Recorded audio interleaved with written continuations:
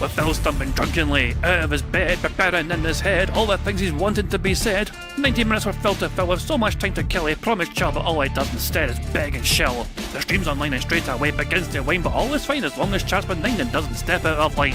His content's immature for all to enjoy, like fresh manure, but I feel sure he ran through to feel so insecure. The money earned from yesterday was withdrawn and long gone, as Phil's spending impulse is always set to stay on. His support is also slow and stays so low and fails to grow. You never know, the show may turn into an easy bingo. Most victims across the board we charge the war because the score can't be ignored. Just how much DSP makes us all feel so bored. To help us fight or sleep and try to keep alert to watch it creep, we play bingo while Phil will bitch on why his sheep are also cheap. While DSP is chasing green, we're seeing green across our screen as Phil's routine predictability rivals our soul machine. He's not in burping, leaning, ban. It matters not if Andrew fans chatters can't see if others make him feel less of a man. Takes a drink and slaps his leg before launching into a bike, pretending there for bills when truth is there to buy a wrestling JPEG. Talks about his shitty life of Clawless Cat and fatty wife and all his strife while forgetting that tits done well and they were right. With drama he will react, but as an actor it's a fact as he rehearsed to be exact in how he felt he was attacked. Pre-stream's nearly over and a win is in sight, with little white despite Phil's delight that tits were not light. We'll say alright, it is okay, and now it's time for Phil to play, but first he'll say that tits will help from being off the other day, and with those words we win again. It's never if but always when the game is won, and thanks to that we made it to the very end.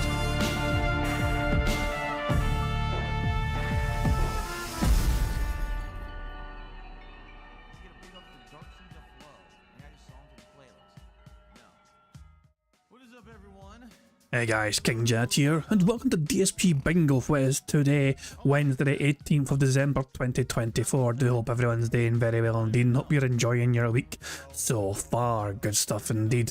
Phil Burnell certainly having an interesting time of it lately. Phil went from having quite poor support across like half of his streams or whatever, to having astronomical levels of support. Phil's night stream last night was above and beyond what he's been used to fucking getting. Spoiler alert, Phil almost made $500 on the night stream, primarily through kick contributions. So yeah, but in case you're wondering whether that money high might have calmed Phil down at some point, see he's got like roughly an hour to go. He's on $357, double what he asks for, double what he requests from his audience. Do you think Phil Burnell is the type of person to kind of say, I wonder if I should try and hold back my begging? No, Phil doubled down on the begging.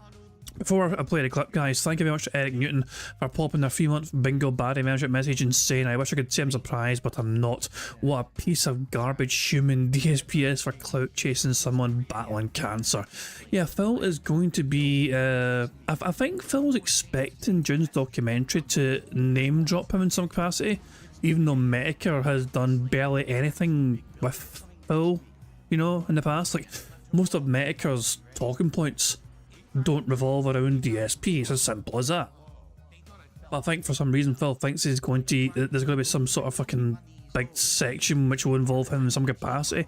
I don't think any, actually, I've not seen the documentary myself, but I don't believe any part of it actually has anything with DSP even being referenced or whatever, but I may be wrong, but I don't think he even fucking comes up. Anyway, this was Phil last night, fresh off getting over $350. Then this is him basically saying, and this is a bit in between recordings, so you know what's coming. Let's split the part. When I come back, another hour of indie. Thank you guys. Okay, so guys, obviously awesome start tonight. Thank you so much. Hour left. Look at the insane amount of support so far tonight. Thank you all for that. And again, the offer stands if someone, if a fourth freaking person wants to take advantage and give 20 subs over on Kick, I'll give you both the VIP and I'll give you the OG badges, and that would hit a triple goal night where we'd get 3 and we'd at number 12 goals hit now, which would be absolutely outstanding. Certainly I'm not asking for it, I'm just making the offer. Same goes for anyone else. If we get, you know, another $100 in tips or super chats or gifted memberships on YouTube, and we hit the 450, then we count it as another goal. Okay, we're 57 into this next tier. Okay, Boo this man! Thank you guys so very much. I'm just gonna stretch my legs and then we're gonna continue. Jesus Christ, man. So yeah, that was him last night. You know, he's in full on beg mode. Even when he was given tons of fucking money, he's like, got any more? Got any more for me? And by the end of the day, Phil was on like 490. I think 490 was his official amount that he finished at. I think he got a last second contribution at 490. after this. So a small bit of overtime to try and squeeze the last few dollars from his dumbass deadhead, you know what I mean? But yeah, he clocked out at $490.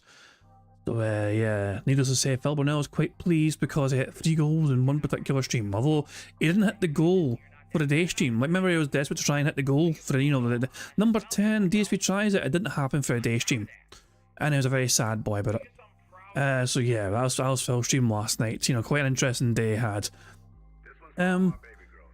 Here is so the ugly monster is a detractor, but he doesn't just make DSP videos or whatever. He also makes videos on just things that he feels he wants to talk about, and Super Crazy has been an interesting point of discussion as of late. So yeah, so Ugly Monster has made this video. It's worth a watch. You know, it's a little update video on what's been going on lately with Super Crazy in a situation there. Remember, Super Crazy wanted to try and raise money for a lawsuit, you know, against DSP. Turns out he cancelled that funding page. Although when you do that, it is up to the person who, you know, the website that Super Crazy used to do that fundraising have no responsibility, and you try and get your refunds. You know what I'm saying? So yeah, if you gave Super Crazy money hoping he was going to sue DSP, you might want to try and chase up Super Crazy and see if you can get your money back out of him, you know. But as I said, this is a little 12-minute video, update video, whatever. Good little, you know, quick summary of most recent events or involving Super Crazy and all that. Sideways Dutchman says he kind of ripped him off, didn't he? He kind of did. And as I said, like, this is something that I was aware of Super Crazy's potential to do this because of it. I wasn't directly involved with this, you know what I mean? But as I said, I went and talked to Yusuf, you know, Parallelogram Yusuf, you know, the radiator fluid drinking guy himself. Like, he told me, like, he used to support, I'll say, Super Crazy years ago. You know what I mean? For, you know, 4 years. A lot of us were, you know, were a fan of the content that Super Crazy was making. But Yusuf was actually somebody who was directly helping Super Crazy when Super Crazy asked for the help. Yusuf went above and beyond and gave Super Crazy money when Super Crazy asked him for money. And this happened time and time and time again, to the point where Yusuf was like, am I ever going to see any of this money back or whatever? And like, lo and behold, yeah, it's one of those things. It's a dangerous situation, you know what I mean? Like, it's one of those situations where you can't. It's dangerous to kind of like yourself say. As I'm saying, it felt like they were trying to nurture, you know, that sort of kind of positive community, but not for the positive reasons. Like, he wanted to leech off them potentially, you know.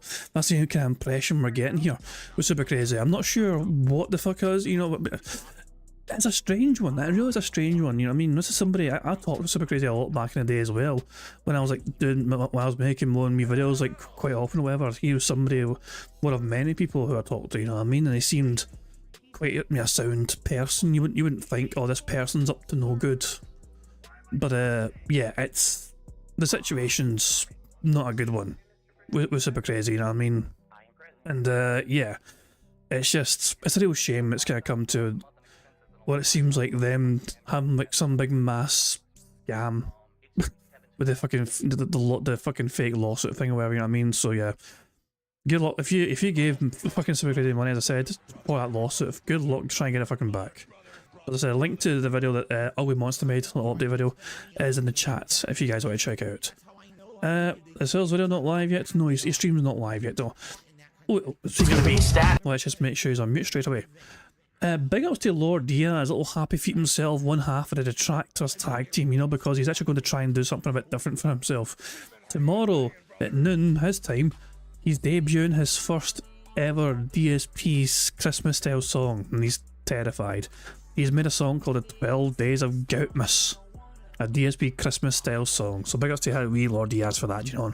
I'm sure it'll be alright, you know what I mean? I'm sure it'll be okay. You know what I mean? What's the worst that can happen, eh? What's the worst that can happen? And oh yeah, from Phil's chat, somebody was in Phil's chat called Goddess Sav. So I just can't tweet saying, does Kindness have a fan? they might do, who knows? Anyway, I was going to suggest watching Phil's Daily Crap. Phil's Daily Crap, after the support he got. Look at the title of this. Christmas games picked. Bloodborne and Indie Fun, an amazing support. Is Phil going to try and stress this is a one-off situation, or is he going to try and encourage his audience to kind of maintain such levels? Let's find out. Good evening, everyone. Phil here, and welcome to the Daily Wrap for what was Tuesday, the 17th of December, 2024. Today started off, interestingly enough, and then ended up kind of increasing in interest and excitement over the course of the day. So allow me to explain to you what happened today, because... Translation, as the day went on, I got more money, and because more money equals things got better. Phil equates fucking getting money as the things getting better. It certainly was unprecedented in a day that I was not expecting. All right. So earlier today, I had a level 1 podcast, and it was very laid back yet again for the second day in a row. Really, the only thing that I had on the agenda today was I wanted to go and see the games that people had nominated for the upcoming Christmas Marathon event. And I wanted to tally up the votes and make the poll for which we were going to determine what would be the games that I played during the Christmas Marathon coming up next Monday, the 23rd, here on the channel. And so we went and we started looking at the different games that people had nominated. And I hate to say it, but sadly, once again, you get people who like just don't get it. The whole point of a holiday marathon is that I play a wide variety of games in short spurts, right? And I'm able to play those games and enjoy them. I just love how he is just fucking laying waste to his own community, his own fans. Like, oh, my own dumbass fucking supporters, the people who I asked for ideas are the dumbest pieces of shit in the world because they just don't get what I'm asking of them. Like, Phil, these are your fans. This is your community that you've curated and fostered. Because I get a taste of each one. This means it's not supposed to be, oh, let's play a freaking ginormous RPG and only play 30, 40 minutes of the intro and not even understand the game because we didn't get far enough. That doesn't make sense. Like, you're not... Well, Phil, you got to remember, so a couple of years ago, one of Phil's longest running playthroughs began with him playing it on Christmas. Was it Skyrim or whatever? Or was it or Oblivion? I don't know. One of those two fucking games anyway turned into one of his fucking longest ever fucking playthroughs, and he played it. The first time he played it was during his Christmas marathon that year. So it's no wonder. Maybe some of your fucking long-term fans are thinking, oh, if he starts playing this game on Christmas, maybe he'll fucking complete it and spend the first half of the year trying to get through the rest of the game. Wouldn't that be fun? Seeing enough of the game for it to make any sense, so you probably shouldn't submit that kind of game. So a lot of people did that, I'm like, well, gotta eliminate those. Some people submitted games that just simply can't even be played, like someone did like an N64 game that's not available digitally, and I'm like, obviously I can't do that, right? So, after sifting through many of these suggestions, we narrowed it down to the following, okay, just so you guys know. Number 1, the Stellar Blade introduction. I promised everyone that I would try Stellar Blade during the Christmas Marathon and play through the introduction. You figure that's probably gonna be like a half an hour, 40 minutes, whatever the tutorial is. We're gonna do that segment during the show. Also, Killer Frequency will be played for a little bit. Bad Rats, which apparently everyone says is a horrible game. I'll play that for a little bit. Dino Crisis, which now is available on PlayStation 5. It is fully installed on there. We're actually going to play through the intro, but here's the difference. I've already played through that intro like twice. Each time I played it, and then I never continued. This time around, we will do a playthrough at some point of Dino Crisis. We'll start it on the PS5, and then we will continue it at a future date, but we absolutely will continue it, okay?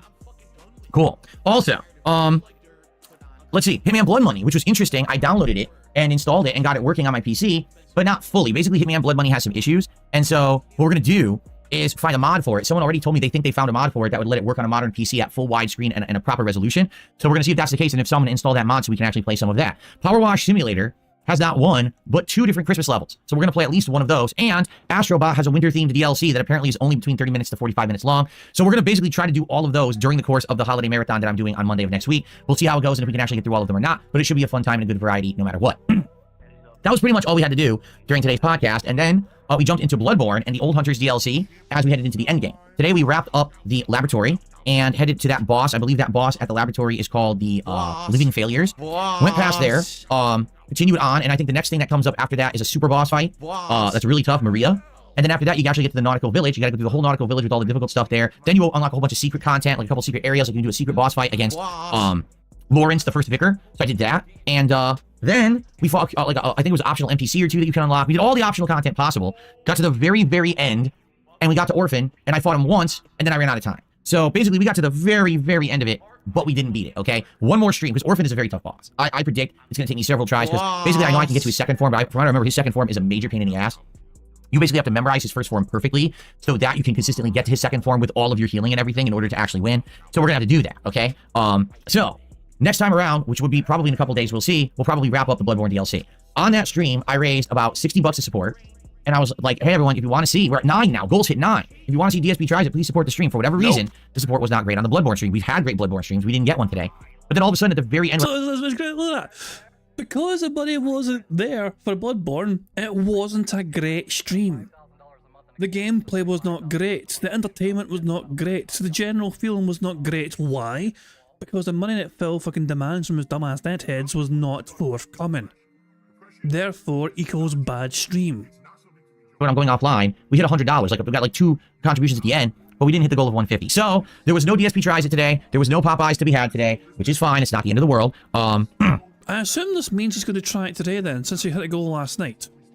So then we went to the night stream of Indiana Jones and the Great Circle, still at goals hit of 9 and no DSP tries it in sight. Tonight, the Golden Circle stream was great. We wrapped up 2 different side missions. One that was for the journalist Gina, and then there was a second part of that mission that we finished. And then we completed all the murals, all those murals that we were trying to find, all 10 of them. We found them all, we photographed them, we traded it in, we went back to the necropolis, we did that puzzle, we got the secret weapon, and we did a few other things, like bought a book and leveled up, and then we're like, okay, let's continue on with the main story now. So we did. We went to this fountain, we solved a whole bunch of puzzles, got into this new underground dungeon with all this cool new stuff. It was actually a great stream. And even though we didn't have tons of viewers, we had less than 200 viewers on YouTube, we had around 40, 50 viewers on Kick, even though we didn't have a lot of viewers, okay? It still did well. Guess what? Listen to this. We hit the goal. So we locked in the DSP tries. Yeah, like fucking 3 people fucking responsible for like $450 worth of support. Like, literally, the majority of support Phil got was from Kick. I think I got like fucking like $2 in super chats. And like maybe $5 or $10 in tips or something. It was legit, it was this majority of the support was all Kick. Is it? Oh, but guess what? We doubled the goal. So now, not only did we hit goals hit 10, we went to 11, and we got a head start on the next goal. We already discussed that the next goal is going to be, I'm going to get this unique pizza from this place called Pizza with a Twist. And this place does pizza combined with Indian food. So basically they put curry or tandoori chicken on a pizza. I have no clue what that would be like, but it sounds unique at least, something different, right? Oh yeah. But then we tripled the goal, and we had another one. So we ended up getting not 10, but 11 and 12 goals hit tonight. And people started to open their eyes like, oh, wait a minute. So this new system is pretty neat. Because on a night like tonight, there's good... Shut the fuck up. This new system is pretty neat. The more money we give him, the faster we can get to see him eat food. It's a win-win for us somehow. Supported people there. It's not like, oh, one person helped you hit the goal and everyone's like, well, let's just hold back and try to support later. Phil, this was like 3 people. 3 people were a majority. There was nothing organic whatsoever about the support you had last night, and don't even fucking pretend it was. Oh, this wasn't one person carrying it. No, it's fucking free. Because we want to keep the streak going. There's no streak. People saw opportunity and said, I want to keep going. And they keep contributing, and it kept stacking. So now, even though we certainly have had several streams where we didn't hit the goals, now we just hit 3 in one day. Okay? I have 0 complaints. That is absolutely... No wonder. Amazing. Are you shocked as I am that Phil has 0 complaints about getting like almost $500 in support from one night stream? Amazing. Thank you guys for that. Incidentally, I had made the offer that if people contributed 20 gifted subs over on Kick, that I would give them the VIP and the OG badges, and 3 people took advantage of that. And then another person on top of that did another big contribution because they were, you know, just in a good mood. So we did great today. Okay, because that's why they're in a good mood, not because they want to fucking help you out or whatever, not because they were enjoying the stream. No. Like, I'm in a very positive mood. I'm gonna throw money at this fucking random beggar. Like, it was absolutely outstanding, over the top levels of support. The other good news is this means tomorrow, yes, finally, we are getting Popeyes. So there we go. Confirmed. Phil's gonna be ordering that goddamn Popeyes. Oh, Cat doesn't have to worry about cooking today, isn't it a miracle? It's an early Christmas miracle. Cat won't have to cook today. Let us talk about tomorrow. Oh, by the way, one more final thing. You may notice it behind me. I finally have my entire office working with the RGBs properly. So I'm not kidding. I have this office wired. I've got multiple PCs. I've got, you know, LED strips everywhere. The entire office is crazy right now. My setup is insanely professional, like over the top levels. It's all synced with my PCs. That's what you're seeing. Phil, there's nothing professional looking like about this cast setup. Most of the RGB stuff is off camera, and it only fucking suits you. You know what I mean? You're the one that benefits most from this. Like, if you change your setup to have your fucking PCs in the background instead or whatever, that actually fucking might benefit the audience. You know? I don't know. But really, there's nothing professional looking about this setup whatsoever. And what you're seeing behind me is actually playing on my PCs as well. It's funny, people would be like, Phil, we can't see what you're talking about when you talk about your RGBs. Well, now you can. Pretty crazy, right? Who fucking cares? So, that's cool. Although, what I'm thinking of doing... I'll have the RGBs on for the podcast. I'll have the RGBs on early on a stream, for example, you know, when we're just booting up the late stream, or for the daily wrap, but I'll have them off during gameplay, because what I notice is when they're on, you can see all those colors on my body and in my hair when I'm on the green screen. So imagine I'm like this, but you're seeing all the colors on my body, right? Like you see it right now. Look, I look pink, purple, red, green. It's kind of distracting. You're like, oh, it doesn't look as good. If I turn them all off, I look good. So I think... No, you fucking don't. Look, Phil, you don't... Not even a magic mirror would fucking make your ass look good. When I go with the AI effects, I'll actually turn them all off and I'll turn them back on after the fact. So, yeah, everything's going really well tech-wise. And in addition to all of that, I actually am learning some techniques of video editing in DaVinci Resolve tonight. Oh my god. You guys, guess what? Phil finally learned how to fucking zoom in certain fucking parts of video sometimes. Like this feature here. You know, Phil learned this. Phil learned how to zoom in parts of video sometimes. I was like, oh my god, this is a thing. When I can actually focus the fucking actual view on one particular part of the video. And like Phil's like, oh god, help us all. Tonight, I actually edited a really nice video of my boss fight against Lawrence the First Vicar that I'm going to upload to the channel. And there was a very funny moment tonight in Indiana Jones that I also want to edit out and make. I can actually zoom in now on me on camera, and I can go back to the full screen. I'm learning effects and transitions, so it's cool. It's like how I used to do stuff, only now I'm doing it for clips rather than like edited reviews. I'm just making clips of the highlights of the best stuff of the day. I think this might turn out well. I think people might like these highlights of the channel, especially when I start playing hot new games next year. It might pan out to be something very good to attract attention to the channel again. So we'll see. But anyway, I'm going to edit that clip of Indy tonight. You'll absolutely see those highlights going live on the channel overnight, okay? Tomorrow, Wednesday, will be an excellent day. First off, fun chill podcast in the morning, followed by... He has nothing planned for his podcast today, as far as I'm aware. I don't think the title's changed or anything, nah. Chill podcast before the long-form react stream. He's got nothing planned whatsoever. Nothing of note, nothing of substance. Me doing the first long-form react that I've done in several months. I put him on hiatus. They're coming back tomorrow. What we're going to do is do the podcast here on DSP Gaming, and then I'm going to end that stream, and it's going to send everyone over to DSP Reacts. Of course, if you're on Kick it's just going to be 2 separate streams, but they'll both be on my Kick channel. And it's going to be me reacting to the Mr. Medicare documentary by June the King. Okay? It should be great. I'm going to learn about the guy for the very first time. After all the things that I've heard and been told, I'm finally going to get the real skinny, the real information. I'm excited to learn the truth about the guy after all the stuff that I've heard, you know, to finally get the real facts about it. If it takes the entire first stream, it will be the whole first stream. If I don't finish, it's a 90-minute documentary. Sometimes I can get those reacts done within like double that time, but sometimes it takes longer. I don't know how much I'm going to have to say about the guy. So if I need the whole day, I'll take the whole day and we'll resume this react on the late stream. But we are doing DSP Tries It. We're ordering the food. So tomorrow it'll be the react on DSP Reacts, and then immediately following that on that same stream, DSP Tries It, Popeye's Ghost Pepper Chicken Sandwich, plus chicken tenders, sides, and something else. Something else there that it comes with. So I'm doing all that tomorrow, okay? Tomorrow night, maybe more of the react to finish it, but if I wrap it up on the first stream, then instead, tomorrow night we're going to do a one-off stream of Killer Frequency. We're going to give it a shot and see if it's any good. If it's good, then maybe I'll keep playing it and continue it into the rotation. If it's not that good, then maybe we'll drop it, but I do own it. I only played the intro about a week and a half ago during that Indies day, and I want to give it another shot to see if it's good, okay? So, what a day we have in store tomorrow. I certainly hope you'll join me for the fun react stuff. First stuff I'm doing in a long time of that. So, join me for the fun, all right? Everyone, thank you so much. Great support today. DSP Tries It tomorrow. Head start on the next DSP Tries It. RGBs are working. Gameplay was great. Everything was good. No complaints whatsoever. Superb day. Thank you so much, and see you all tomorrow for another full and fun day. Right here on DSP Gaming, and of course, also on... Just fuck off, you fucking dick. Who fucking cares? Who fucking cares? Oh, Jesus Christ. As I said, this is going to be a rough... This is going to be a rough one today, guys. Phil has literally nothing to talk about until he fucking starts his react of the June the King documentary. Like, he's not did the stream title, it's just chill podcast. Chill podcast is all it says. Nothing else. Absolutely fucking nothing else to be announced. On Phil's fucking... Jesus Christ, it's so bad. Hell. Let's just get a bingo card picked and get it away. The first number in chat I see will be the number I use for today's bingo card. Mister, you've picked the last few. Mister, I think it's fair to have let someone else have a pick.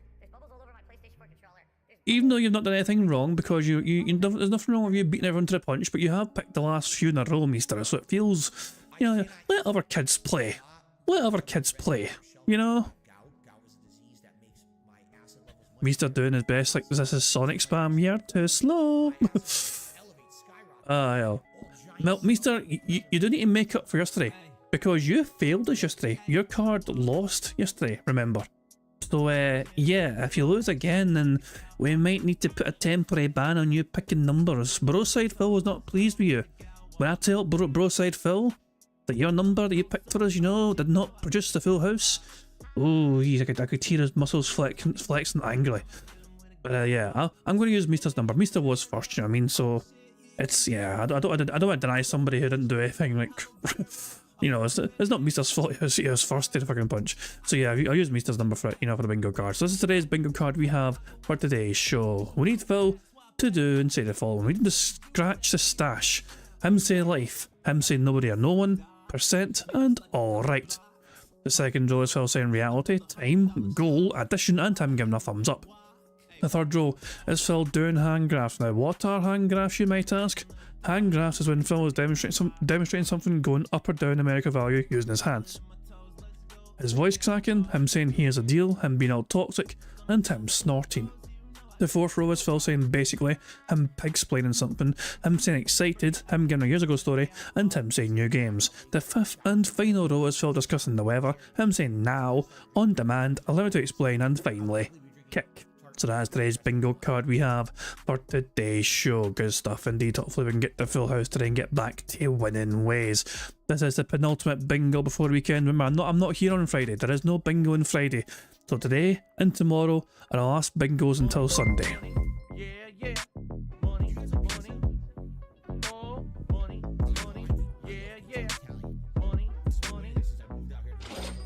Disc Optimist tipped £2. About halfway through the documentary, Metokur and company bully Matt Jarbo into showing his flagging history on YT dashboard. LARPers need to spam his chat when that segment pops up to get DSP to show his. Won't hearken, but the rant will be funny. Ah, jeez, it'd be funny. It would be pretty fucking funny if that, if that actually fucking happens. But Phil's too much of a fucking coward to fucking do that, of course. But thank you very much for the tip. This Optimus, and of course I've added that to the bingo prize fund as well. Remember, up until Christmas, every single tip that comes in gets added to that bingo prize fund as well. Steve is telling me to check Twitter. You want to check Twitter? Okay, I'll check Twitter. What is checking on Twitter? What's happening on the Twitter? You were robbed. Steve was first in his own chat. Like, so the thing is, our chat has the screen, like, on here, like, I do sympathise with you, Steve, but you weren't first. You were first at your end, perhaps, but not at everyone else's end.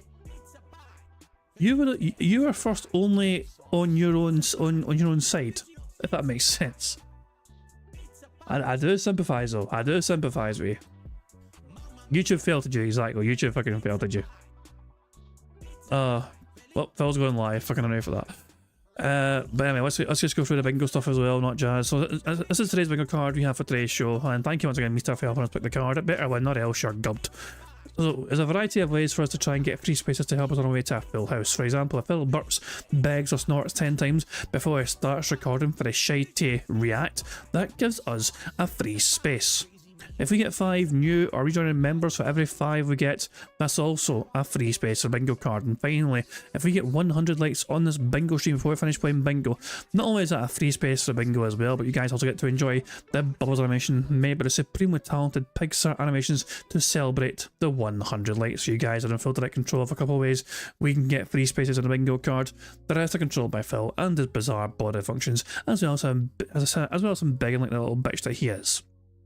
Also, if we win bingo, it adds $10 to that bingo prize fund. And as well as that, a quarter of my YouTube income goes towards a bingo prize fund as well. But yeah, and also tips as well, until Christmas. So yeah, that bingo prize fund will never have been as big as it. But as I said, it's still like I don't know, is it 10 more streams between now and the end of the year? Maybe, something like that, you know what I mean? So there's plenty more opportunities for us to add to this bingo prize fund. And remember, you have a chance of winning half of that bingo prize fund. So if you want a chance of winning half of that bingo prize fund, you've got to, actually, I'll let Phil tell you what to fucking do. Well, hello everyone, Phil Burnell here, letting you know about King Jad's Bingo and Marbles gameplay on YouTube. Now, you need to leave a post in the community tab to enter, and that's it. A lucky winner will be picked by playing Marbles at the end of the month. It is just that easy, any mouth-drooling idiot can do it. Thank you, horribly digitized AI DSP and your crazy eyes. Thank you very much for that. So there we go. So I think I've covered all the bases, not jazz, and I think there's nothing else to really go through. I think the only thing left me to do is just to press the random Scottish soundboard to send us off into battle once more. Fuck's sake, Jesus! Christ! Okay, let me just make sure Phil's on 140p and 1440p even. And I'm going to make sure 1.25. We'll start off at 1.25 because I don't want to catch up to live DSP too fucking quickly. Jesus, Dapper Dragon says my wife came in halfway through AI DSP and was convinced it was actual DSP for a second. I mean, I can understand why. Yeah, I mean, both share very bizarre traits physically. You know what I mean? The AI one with his bizarre eyes and the real one with his oddly shaped head and hairline and just general snorty and ear wiggling mannerisms. But yeah. Anyway, guys, fuck it. Oh, Dashy sent me a Scottish conversion sheet in Discord. I've actually seen this earlier on Facebook, I think, of all places. 2 seconds. Let me see this for myself. 2 seconds. We need to build up some speed up just anyway, so give me a second here to kind of pull this up. Hold on.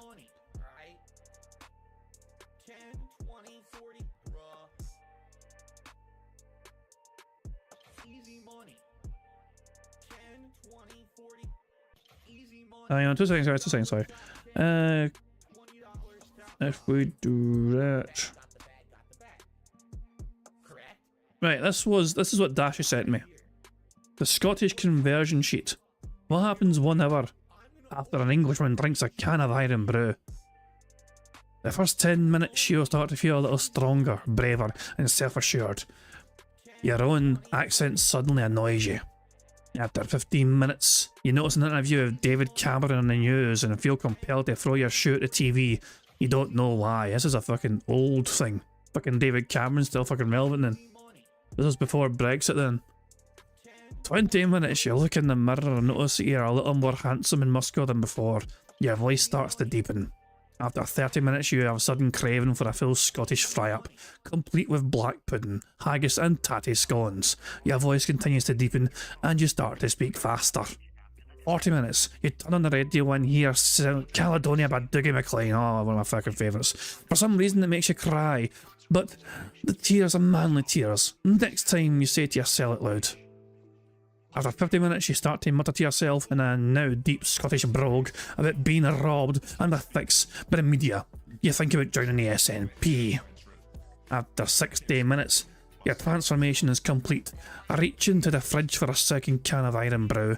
You down it in one, then call the local chippy and order yourself an extra large doner meat pizza. You resolve to leave your Essex home as soon as possible and travel north to God's country, where you'll join the campaign to free Scotland from English oppression. By the time the hour is finished, you have joined the SNP, the Scottish Supporters Club, changed your desktop background to James McFadden's glorious strike in the Park the Princes, changed your name by deed poll to Sir William Wallace, and emptied your bank account to help fund Wings Over Scotland. Congratulations, you are now a Scotsman and you feel awesome. Jesus Christ, man. So yeah, a lot of references will go over people's heads there, you know what I mean? Things like the independence, like vote for, you know, Scotland, or Scotland, had a vote for independence, like, before Brexit, Scotland had a vote to see if they wanted to be independent, and it was close. It was quite close. Like 55% said no, 45% said yes. And then like a year or two later, Brexit happened, which was fun. Oh hell, but yeah, that's the effect of drinking iron brew, apparently. At least if you like English. Good stuff indeed. So that's a conversion. That's how you convert to a Scotsman if you're fucking not Scottish. It starts with a can of iron brew. Oh, bloody hell. She's asking who gave me iron brew. I earned my iron brew. My iron brew was well earned. I wasn't given it. I seized it. You know? You don't wait to be given it, you know? A true Scotsman just fucking takes it. Anyway, fuck it. That's enough fucking stalling for fucking speed up juice. Let's get on with the show, guys. Let's get on with the bingo. Good luck, everybody. Here we fucking go. Good morning, everyone. Welcome to the show. The build-up. The chill intro. Get the fucking shitey fake snow off the fucking screen, you fucking piggy prick. To a day of reacting fun. My return to full form, long form reacting. Rather than me doing this little clip show that I did for a while, today we're going to be reacting to a full-length documentary. It's going to be very exciting. So, of course, I'll give you full updates on everything that's going on. Plus, today's a very exciting day, folks, because if you didn't know, yes, it is true. Last night, finally, Give me your money. we did give me it. Your money. We hit the first milestone of my new gold rewards, which means today is a live edition of DSP Tries It. I'll be trying some Popeye's chicken food, including the new ghost pepper chicken sandwich. Today will be a very exciting day. Oh, I'm ready for it. I'm ready for some fun and some variety and some good stuff. So, today's show will just be more laid back and chill. Nothing too crazy to cover. I'll have a couple quick follow-ups to a couple topics from the week. But, for the most part, we'll just enjoy the holidays together. We'll talk a little bit, and then we'll get ready for the big React event. So, get ready. for a chill, holiday-themed episode of the Level 1 Podcast. Oh, what a shitey fucking episode we're going to have.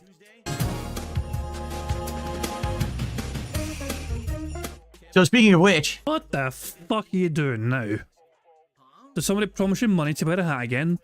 Phil has started wearing hats again for money. Even though he told his audience that he was fucking done with that sort of stuff. You know what I mean? It seems that a few fucking whales kept saying to Phil, will you please wear this or that if the goal was hit? And Phil's like, sure I will. I wanted to see how the holiday hat would look on me today with the new lighting, but also, I knew it. That's actually pretty funny. Look what it does. It gets rid of the pom-pom ball if I turn a certain way. The AI still needs some tweaking. I mean, in reality, I can't control the AI. I can't make it work any better. That's going to be, I guess, on NVIDIA. I think it's NVIDIA's proprietary AI that does this. I'm also trying to find the backgrounds. Here we go. Because for some reason, every single day, they're out of position. I don't understand why. I think each scene moves them around a little bit. But yeah, so I guess I can't really use the pom-pom too much. That's pretty funny. If I turn my head this way, it works. If I turn my head this way, it disappears. Weird. Anyway, welcome to the show, everyone. Today is Wednesday, the 18th of December, 2024. The month is flying by, as it always does, right? What happens is the times of the year that you wish would pass by quickly take forever. And then the times of the year that you wish would last forever pass by too quickly. So that's what's going on right now. Is we're flying through the holiday season. I wish that it was a slower process, but every day is flying by, correct? And Control F the background, really? Hold on a second. We can told to Control F. Let's see if this works. Try this one. Doesn't do anything. Nope. It doesn't work. It does nothing whatsoever. Okay. Anyway, just like everything, you think, oh, really? This will work? This will fix it? No. Okay. So. Yes, the holiday season is flying by, folks. It really, you may not realize it. It's a week till Christmas. Did you know that? In 1 week, we celebrate the big day. The birth of our Lord Jesus Christ, the arrival of Santa Claus, whatever. Ever Lord Phil? You're assuming every single fucking viewer here celebrates Christmas as well? Careful now. It is that you believe or you celebrate is coming very quickly. Everlord Arnold? Who's Arnold? As a Father Ted joke there. And so, the final week, the final push towards Christmas, fun festivities all around. Today we have a full-on long-form React event, the likes of which I haven't done since my own documentary back in September. Or was it late August? Actually, it was late August, wasn't it? So it's actually been quite some time since I did one of these. And I figured it's great for variety. Let's do it. And we'll talk a little bit about that today, how I'm tackling it and stuff like that. And good stuff all around. Good vibes. Holiday cheer. Seriously, like last night was awesome. Where I'm playing Indiana Jones. Phil got $500. I'm still in his money high. Last night, the money high is still there. Last night was awesome because I was given so much money. Now, guys, the majority of that money that was given to Phil was via Kick, which means he's not going to see that money until next year. He won't receive a penny of that until January 2025. So, you know, just because Phil was very well supported on our stream doesn't mean he has money. Because the majority of that money is tied behind Kick. And there are arbitrary ways of holding on to that money until the start of the next month. Jones, and we're just all having a good time, and all of a sudden the chill vibes came together and people started supporting, and not only did we hit the goal so we could do DSP tries it today, but then we actually hit multiple goals, which we'll talk about. This new way that we're doing stuff makes it so that when we get a really supportive night like that, we can actually advance towards our next rewards more quickly, which I think is a really good way to go about it. More improved from what I used to do. So good stuff, right? Good stuff all around. Thank you all for being here today. Like I said, today's going to be just a laid back day. This podcast is going to be relaxing and chill where we just talk about topics, nothing too crazy. And then we're going to go over to my DSP Reacts channel for my long form react, which we're doing today to the Mr. Medicare documentary. All right. So that's what we're doing. That's what's on the schedule. So before we get ahead of ourselves, first of all, I do have a shout out to do. It looks like we did have a resubbing over on Kick. I want to shout that out before it gets off the screen. The SJB97. Thank you so much, SJB97 over on Kick and automatic resubbing. Let's get that on the leaderboard. Get our first contribution of the day. So for the record, give me your money. Some people may be confused. I haven't done reacting in a while. Even though this podcast is on DSP Gaming, this podcast and the React event I'm doing today all will count as one stream. meaning any contributions that you give during this podcast will Give me your also money, count give me your towards money. the stream I'm going to do on DSP Reacts. This leaderboard will not reset in an hour to an hour and a half. You understand? So feel free to support, and if you do, Give me your it money, will give count me your towards hitting money. our next goal and getting another reward sooner. We'll talk a little bit about that in just a sec. All right. Now, let's address the elephant in the room. All right. Today, I'm reacting to the Mr. Medicare documentary by June King. To tie in with that, several days ago, I did an open invitation to Mr. Medicare to come on the show tomorrow after I finished with my react. Of course, every toxic, disgusting individual on the internet who basically are a bunch of pieces of human filth think that this is such a way that I'm trying to profit off of this man. It is. Yes, it is. How is it? How the hell is it not? How in the hell is it not that, Phil? The guy's busy minding his own business, just trying to fucking die without you annoying him, and here you are, making it a fucking stink. Trying to fucking drag him on your fucking show before he fucking passes. It's not. I've been told that for many, many years, Jim or Mr. Medicare wanted to talk to me, whether it was just a conversation, an interview, a roasting, whatever it would be. Okay? I was always closed-minded and said, no, I don't want to deal with anyone who I consider an internet troll or anything like that.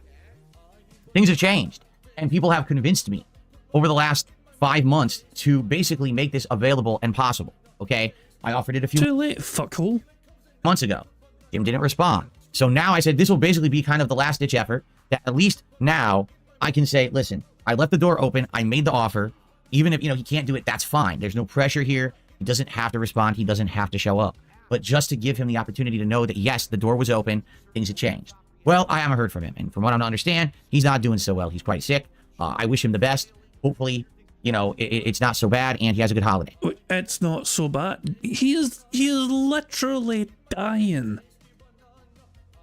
It's like, Phil's the type of motherfucker who was like fucking if he was told somebody's in a fucking hospice, he's like, oh, that's a shame, I hope they're better soon. The whole point of a hospice is basically to fucking make your passing be as eased as gently as possible. Is Medicare actually in a hospice, by the way? I just used the hospice as a fucking example, but I wasn't sure if Medicare was actually in a hospice itself. You know what I mean? I wouldn't surprise me if he was, because it's like he's getting towards the latter stages. You know what I mean? Jesus, man. And look at Steve. Steve says, I'm convinced he thinks a hospital is the same thing as a hospital, and people who get treated there get better. See, I thought that as well when I was a lot younger, and not fully aware of what when I was a lot younger and didn't know better. And I was like, oh shit, and then I was educated, and then I knew better. But that was when I was a fucking child. Well, when I was over 40 years old. Oh my god. Right? So at this point, since I've not heard from him, I'm just going to assume it's too late. There's nothing we can do about it. So, tomorrow I said, well, we probably have him on the show. He's not going to be on the show. So instead, what we'll do tomorrow is basically talk about how the react went. And then we're going to do Call of Duty tomorrow instead. So what we'll do, let's actually now lock in the schedule for the week so everyone knows exactly what to expect, rather than fooling ourselves and being like, oh yeah, there's going to be a Christmas miracle and he's going to change his mind and miraculously be good, healthy enough to come on the show. It ain't going to happen, right? If it was going to happen, he already would have reached out. It is what it is, right? Jesus Christ, man.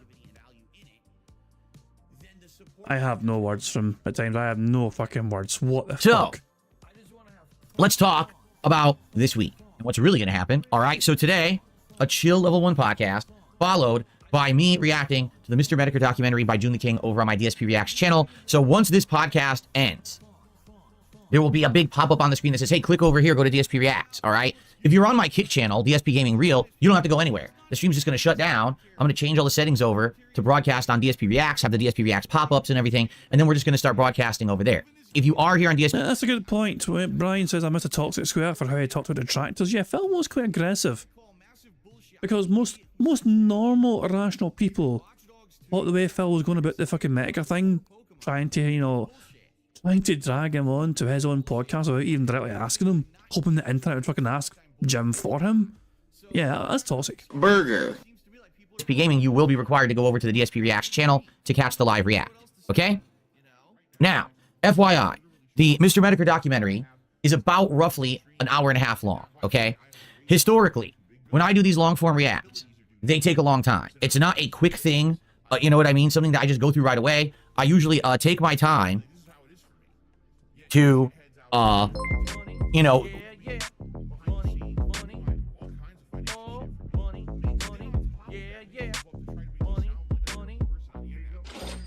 Dis Optimist tip £2. My grandmother was in hospice 5 times over 6 years. She kept getting better. They would leave because she stopped dying and come back 6 months later. Jesus Christ. That's, I mean, honestly, some people are just fucking made of, like, different stuff. You know what I mean? Some people are just too stubborn to fucking die when, you know what I'm saying? You know what I mean? Just, they're just built different. He was in hospice 5 times over 6 years. That is fucking impressive. Or is that a reflection on the doctors, like, misdiagnosing the state of her health, perhaps? I don't know. But some people are just fucking built different, don't they? You know, it's just the way they fucking are. Especially stubborn older people, you know what I mean? Older people in general, and just like, they're just completely fucking built different. But yeah, it's just, fuck me, man. Obviously, I assume your grandmother as well was just, it was an age thing, primarily, as to why. I don't know. Well, I assume they weren't going through cancer like Medica was going through cancer. You know what I mean? I don't know, but again, though, see, some people fucking go into remission for things like cancer as well. Not shit, you know what I mean? So yeah, I know. She passed at 90. Good round number, to be fair. Not to try and make light of the situation, but that's a good round number. Sorry. Killup says I drove 2,000 miles in less than a day because I thought one of my grandfathers was about to die. We got to North Carolina and he was sitting on the nurses, so fucking man's a player.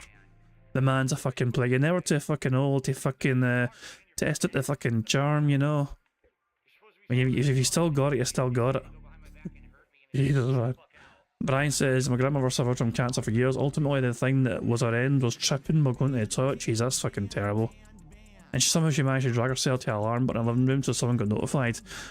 It's just, yeah, that's a rough one for sure. It's like, you kind of worry, like, especially your families as they get older, you kind of worry about, will they be okay, you know what I mean? Are they going to be able to take care of themselves? At what point in time does that responsibility get taken away from them and someone looks after them or whatever, or they have to go to, you know, put them in some sort of fucking, you know, retirement home or something? I don't know. It's as morbid as it is to fucking think, you know what I mean? It's one of those things where it's like, at what point is it safe to do that, you know what I mean? Yeah, it's just, Jesus, man.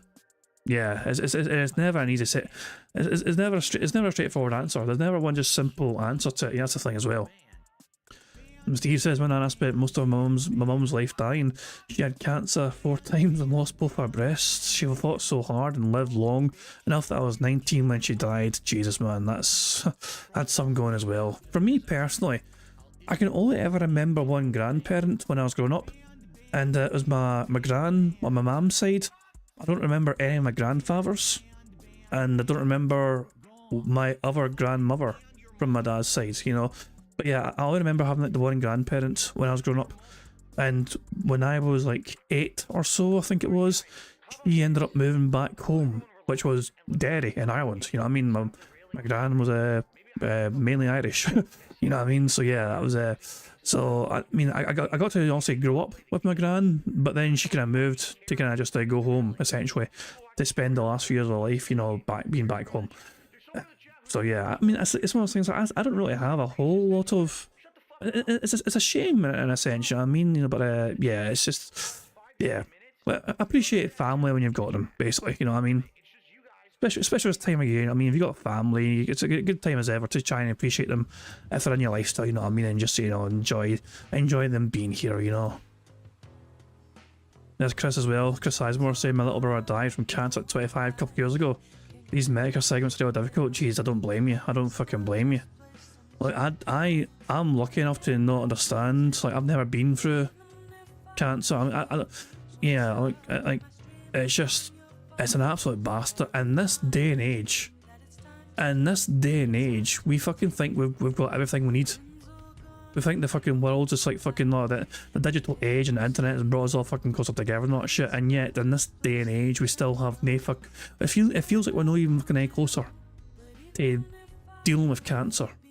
You think with all the money in the world, with all the fucking, you know, the fucking technical revolutions and all that shit that's like going on now, you know, and yet we're still in a situation where cancer is just kicking everyone's arse still. You know what I mean? If it hits them, it hits them. Jesus, even Rain Lemur saying they were diagnosed with cancer earlier this year. That's fucking awful. And she's a big fucking bitch. Sorry to hear that, Rain Lemur. You know what I mean? Hopefully, it's you got it early enough, had surgery to remove it. So that's good, man. Catching it early is a big fucking thing as well, for sure. Thank you very much to Grease Monkey for a super chat, by the way. It says, hey, look, it's a money creature. Just throws money around. I can't believe DSP is owning the detractors with his gifted members on Kick. Well, at last. The Kick support for Phil has basically been dwindling massively. Last night was a random rarity. You know what I mean? For the most part, his Kick support has been dead. You know? It's just one of those things where it's like, what? He's going to expect that consistently. And I don't think it's going to happen, and he's going to be quite upset about it. He'll be lucky if he gets that twice a month, that sort of Kick support. That overly inflated Kick support, where he's like getting like 400 odd dollars worth of support in like one stream. I don't know, we'll have to wait and see what happens, guys, but I personally don't think it's going to... I think it's going to be very few and far between those kind of Kick nights for him. I take my time to, you know, react to what we're watching, add a lot of my takes on certain situations. In a lot of cases, a lot of the reacts that I've done have to do with YouTube or content creation or things over the years. Well, guess what? That's my forte. That's my specialty, right? So I try to add as much as I possibly... He thinks this is a specialty. He just learned how to zoom in on a video, well, video editing, and he thinks he's a specialist in YouTube, in content creation. He was literally bragging last night during his daily crap that he learned how to fucking zoom in while editing on DaVinci Resolve. You can. And it makes a lot longer of a product. You know, you're watching an hour-and-a-half documentary, it could take me upwards of 3-4 hours to get through it. Particularly in this case. I don't know how much I'll have to relate to the Mr. Medicare situation and his history. I just don't know that much about the guy at all. You know, I just am trying to understand the guy because I've heard so much about him. I've heard, oh, you know, he's someone who trolled you a lot over the years and called you out for a lot of BS. At the same time, he also did the same thing to your detractors, and he's one of the primary reasons why the old detractor group, the SOK, or Sons of Kojima, ended up getting exposed and disbanded. That is not true. Like, why is Phil convinced that Medicare had a hand in the downfall of SOK? I don't understand where Phil got his notion from. And Medicare had fuck all to do with that. You know what I mean? Like, there was a stream that SOK had where Medicare was on, and Medicare roasted, like, mainly Fred. He roasted all of them, you know what I mean? But it was mainly Fred that fucking got it double barrels, you know?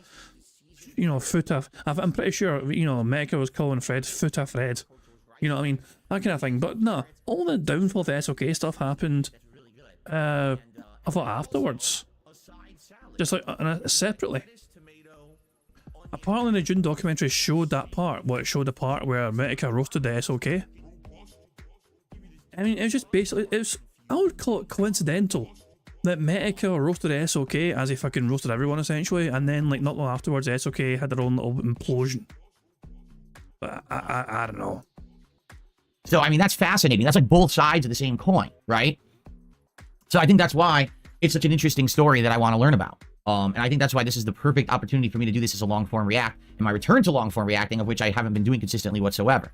That's a good point. Kulip says admittedly Medicare called it SOK, but it isn't like it's major reason. Nah, I mean, a lot of people called it SOK at times. I mean, I was, you know, back in the day, I did enjoy some of the things the SOK did. You know what I mean?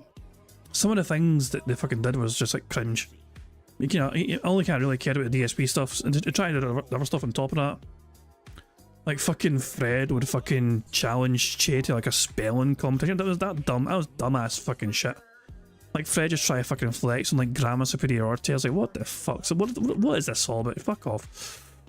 Look at Fred proving he can fucking spell things better than fucking Shay. Wow, what a fucking great product on the fucking internet that was, but now it's mainly people fucking checked into the fucking SOK stuff for the DSP stuff. That was the main thing. That was the main selling point of it.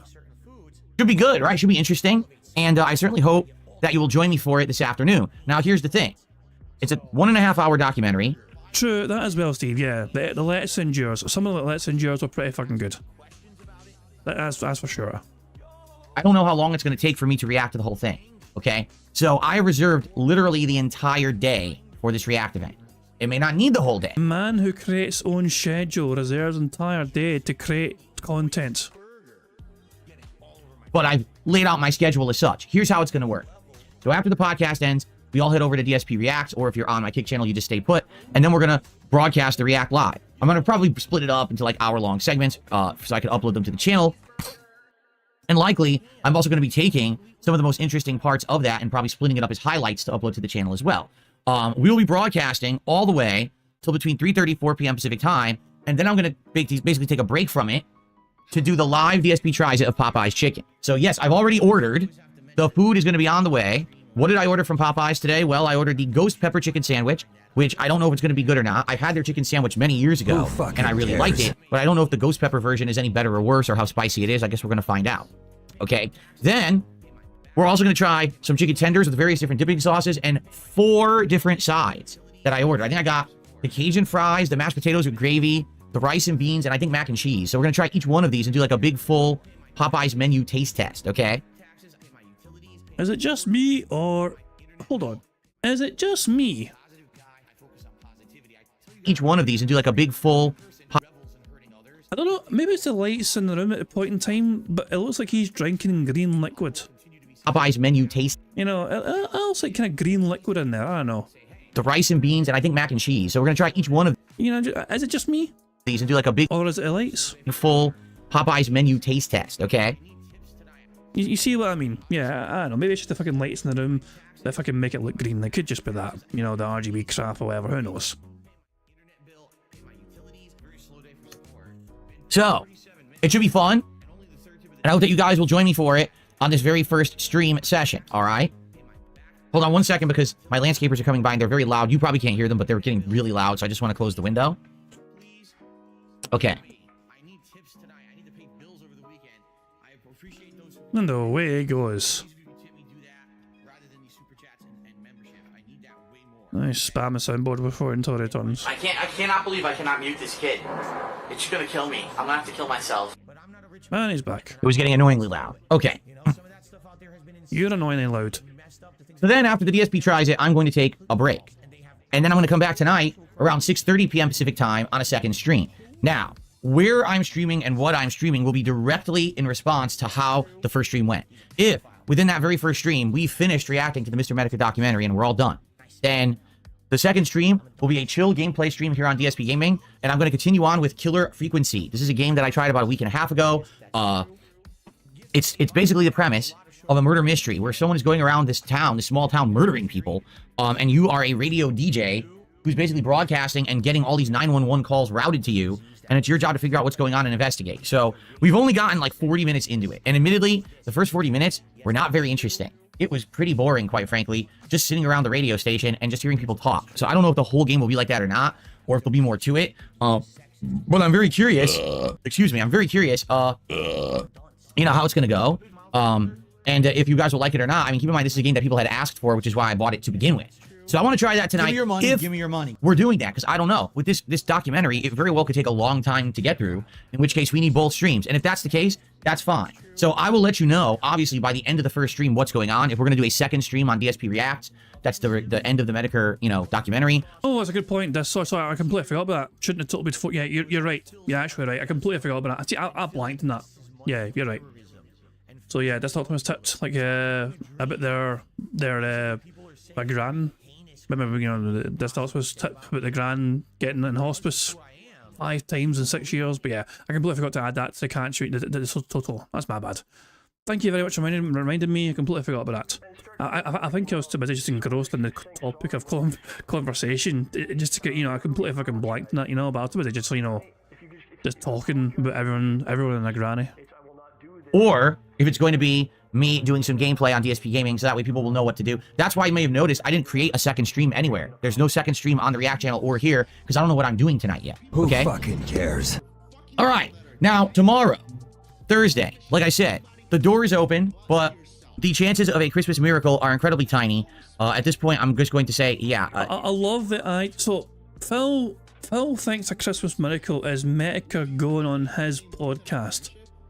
Now mind the true fucking miracles are like fucking people like recovering from these horrible life crippling ailments or whatever. No, that'd be a genuine fucking miracle. But Phil's like, nah, Phil doesn't want that miracle to happen. You know, miracles where a fucking sick get fucking healed or whatever. Nah, fuck that shit. No, he doesn't want that sort of miracle. He would rather have I want this fucking well-known person to be on my podcast so I can get clout and get, you know, get them to fucking promote my channel sort of miracle. Jesus, man, like, mind you, Phil Burrell, as a Roman Catholic, you know, he's the sort of person who's meant to believe in miracles. All right. Now, tomorrow, Thursday, like I said, the door is open, but the chances of a Christmas miracle are incredibly tiny. At this point, I'm just going to say, yeah, Jim's not coming on the show, which is fine, and I wish him the best. I really do.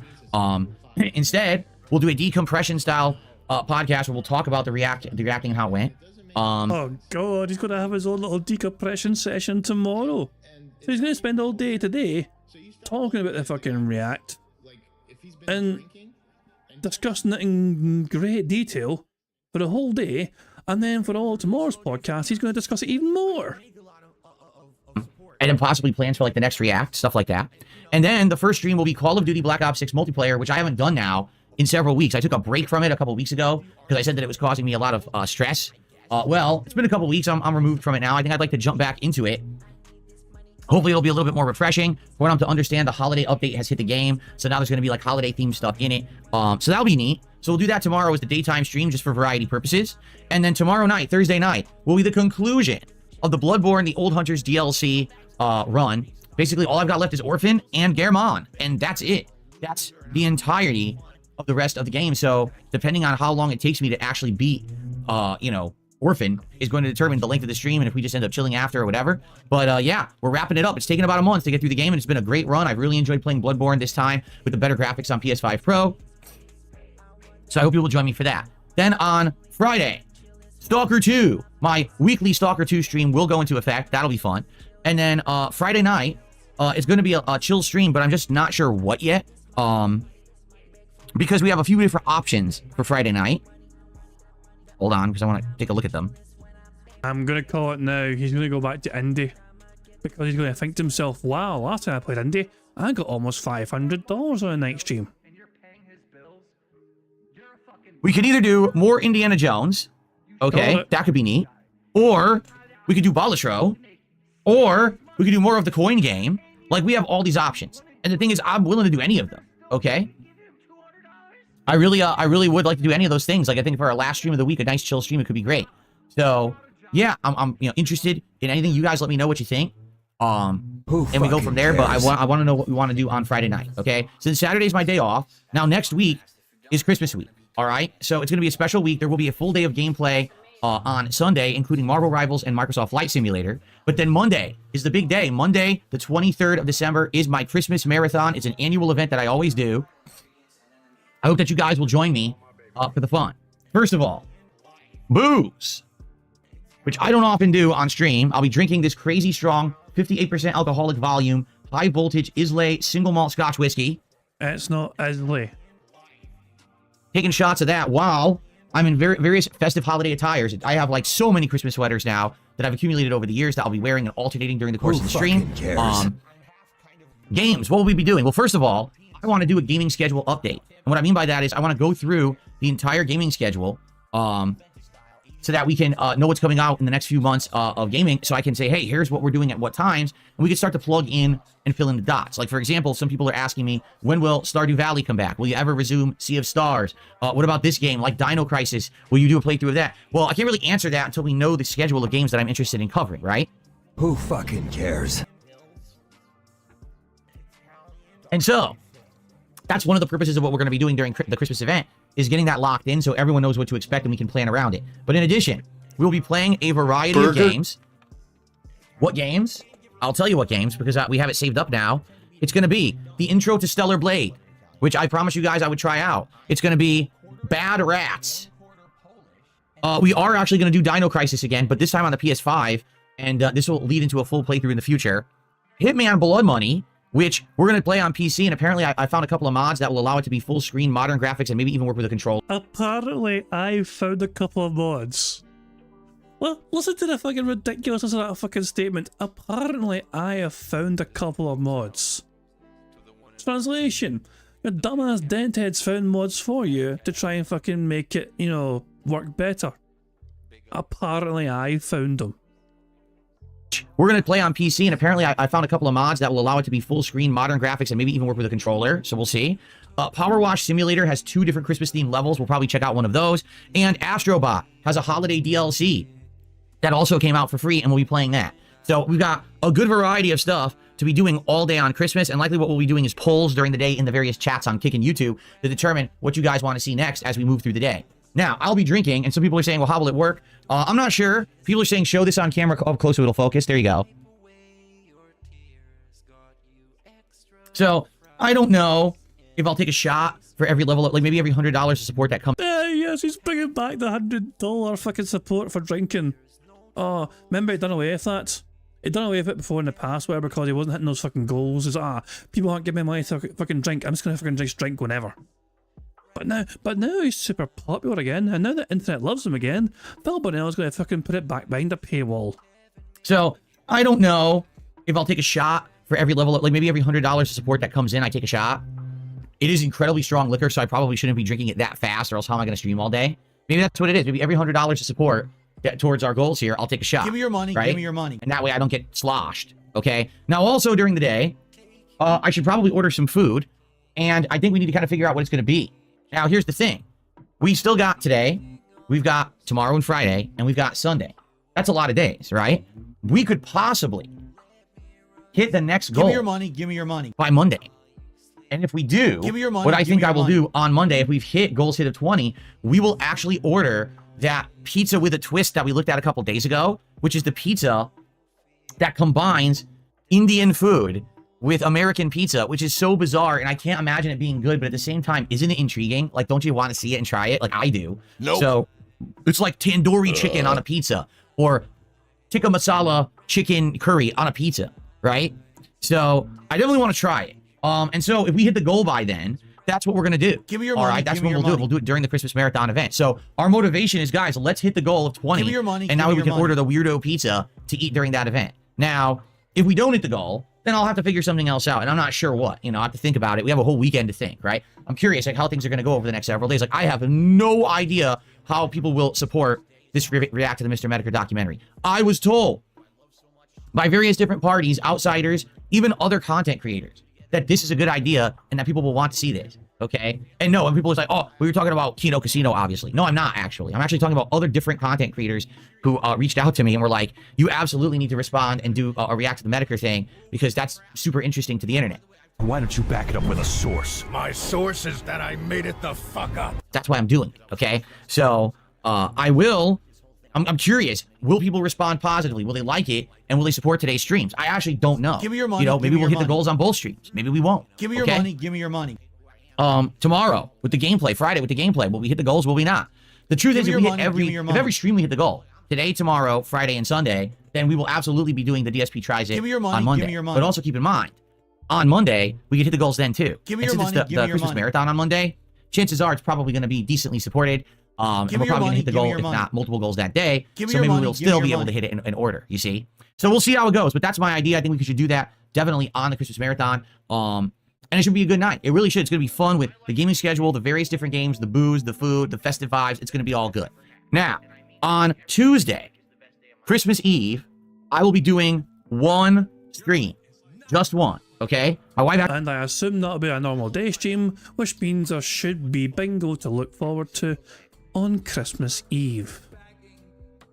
Yeah, that sounds fine. Yeah, that sounds fine. Actually has to work that day. So I said, I might as well stream when she's at work, right? Now, what we will actually stream on Christmas Eve, I don't know. I really don't know what I want to do. Do we want to do multiplayer? Do we want to do a chill game during the day? I'm not sure what you guys want.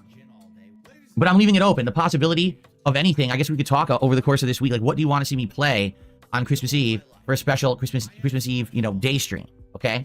I'm off from streaming Christmas Eve night and Tuesday, or Wednesday, Christmas Day. So it'll be the day and a half that I actually get to spend time with my wife. And then Thursday, we're back to full streaming again. So Thursday will be a full day of streams. First stream will be gameplay. Second stream will likely be DS Politics, okay? I'm not doing DS Politics this week simply because even though there are some political things going on, I don't think there's enough discussion to really hold up a whole show yet. I think there'll be more developments over the Christmas week that maybe will be more interesting to talk about. In addition, someone said, well, not someone said, someone had the idea. They're like, you know, every week you don't have to just cover current events on DS Politics. You could actually bring up hot topics in politics and have, you know, maybe the audience, you know, the live chat talk with you and stuff like that about it too. And that is an idea. That is definitely something that we can do. But as of now, I just feel like I just wanted to give a break to the politics. I've now done it over a month in a row. Like, it was 5 straight shows, and it was good, but I felt like, you know, I just wanted a break from it this week with not a lot going on. Trust me, if something crazy had happened, like there was a rumor Justin Trudeau was going to step down as the leader of Canada, and it didn't happen. I was like, oh, it might be a topic to talk about the whole show, and then it didn't happen. I'm like, nah, well, forget it then. So, we'll see what happens, but we should have a full day of streaming that Thursday and Friday of next week, and then that will be the week. Okay, so the holiday week will be fun and special, and then, of course, after the holiday week is over, it's time to start working on my year-end series, which is my Game of the Year awards and most disappointing games of the year countdowns. Those will likely take place the first week of January, but I need a little bit more time to work and plan on that. Likely, I'm going to be downloading a whole bunch of videos and stuff to prepare for that, but it should go well. You know, now I'm on my new setup. I actually have the ability to video edit and stuff, so maybe I can put together some interesting montages. I don't know. We'll see. Okay, we'll see. You know, speaking of which, now that the schedule is done, last night, I actually edited 2 videos together as highlights for you guys. Who fucking cares? And I uploaded them to the DSP Gaming channel. Did you? Let's see how well they did. Let's check them out, shall we? So where's the highlights, Phil? Where's the highlights? Where's your crappy highlights? 10 hours ago, Indy stumbles upon incredible disturbing party. 425 views. Not great numbers. Look at those numbers here. These are 2 clips that he's so proud of. I spent time. Lawrence, the first vicar, burns up DSP in epic boss rematch. 215 views. So he spent time clipping these last night, and they get the same amount of views really as pretty much his gameplay stuff in general gets. And that's a good point, Brian. These are uploaded about 2 AM Phil's time. Because he's been live now for like 10 hours, 11 hours. So yeah. That's a very good point. I don't know how many of you saw them and gave them a look, though. What I'm trying to do is learn the basics of video editing again, and I'm using DaVinci Resolve to do that. So last night, I put together 2 montages. One was of me fighting Lawrence, the first Vicar boss in the Bloodborne DLC, including a few, you know, times that I died and had some funny reactions to it.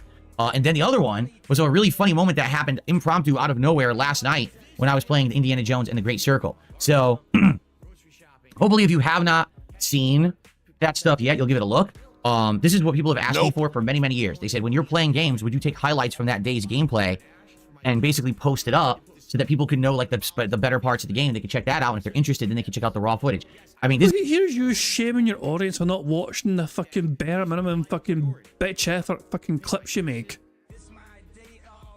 This is what I would like to do in 2025, that if I'm playing a hot new game and something notable happens, then I make the highlight, right? So then people can see the highlight and enjoy it, and then we can, you know, accentuate it that way. So we'll see. You know, I hope that you guys like the clips. This is me learning. I'm learning. And going from there. So let's see how you think, you know, moving forward, me doing these kind of highlights. You know, same thing today with the react that I'm going to do. I'm going to try to remember some of the more notable things that we watched that I can later on clip out of that show or that react event and make highlights for the channel over the course of the week too. You know, just like similarly how I would have done with DS Politics. So we'll see how it goes today. Okay. All right.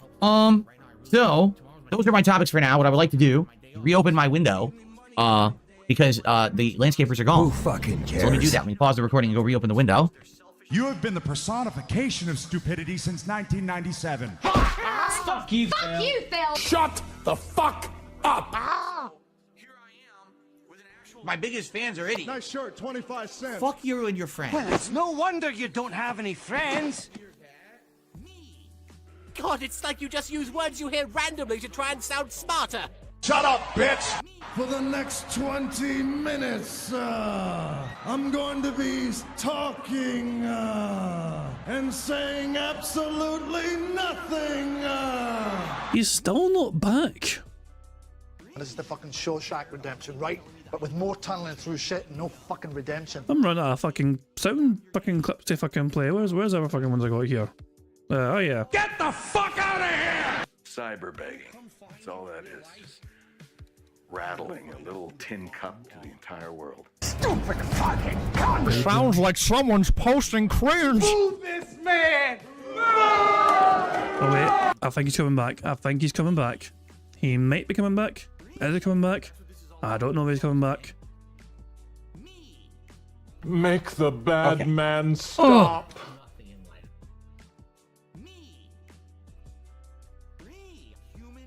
All right, ready? Okay. So I have a minor follow-up. Okay, this is basically the only other like kind of thing I have to talk about today, is a minor follow-up to a topic that we have talked about earlier in the week. Okay. Minor follow-up? That was Derek's favourite part of the old show. Okay. So as you know, earlier this week, one of my big stories that I had here on the show was that. No, Dips, I've actually been watching this at 1.25 today. You know, 1.25 speed so far, because we were quite close to fill beforehand. I will go up to 1.5 though, now we have some more time on our side, you know what I mean? We're behind live DSP by about 16 and a half minutes. 16 minutes and 51 seconds, if you can fucking believe it. But yeah, so yeah. I'll bump it up to 1.5 speed now. Now I have some speed up juice. Someone had attempted to scam me. Someone was pretending. Not this again, Phil. It was a fucking generic fucking scam bot thing, whatever. You weren't targeted or whatever. There was like no, there's no some. Oh, for God's sake. To be a representative of an RGB lighting company and claiming that they were reaching out to me for a sponsorship opportunity. But as I talked to them further, it became obviously apparent that this was fake. Okay, it became obviously 100% apparent. Oh, Phil said percent. It's fantastic. Burger. That's good for us, for Bingo.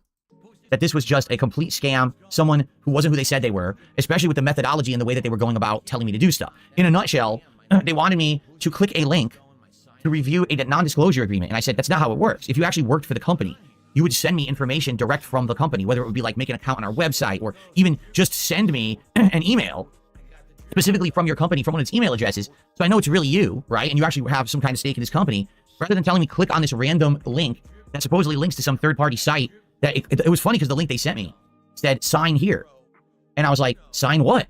You didn't even talk about what the partnership was, right? Are you going to pay me? Are you going to provide product? What is it? Why would I sign anything? You didn't even tell me anything yet. The whole idea is you sell me on it first and then I would agree and sign. Like the whole process was broken and made no sense. So when I called them out on it, they then said, oh, well, here's my LinkedIn to prove that I work for the company. Don't worry, you don't have to sign anything. And I said, wait, you sent me to a site that claims it's a digital, signing site to sign an agreement. Now you're telling me I don't have to sign anything. And what does your LinkedIn have to do with anything? LinkedIn is a third-party website that's basically an online resume. Like anyone can make a LinkedIn and make it say anything. Right now, I can make a LinkedIn and make it say that I'm the president of Nintendo of America. Doesn't mean it's true. It just means that I have a LinkedIn that says it, So, but after I called them out on that, they literally never responded again. So over the course of this week, I noticed something in regards to this account. What I'd like to show you, this is pretty funny. You ready? So this account on Twitter has now completely rebranded itself as a totally new name. Even though, as you can see, look, it has the original name in the tweet. Okay, so the original name's there. But then it renamed a new account name, which is absolutely hilarious in my opinion. Right? Like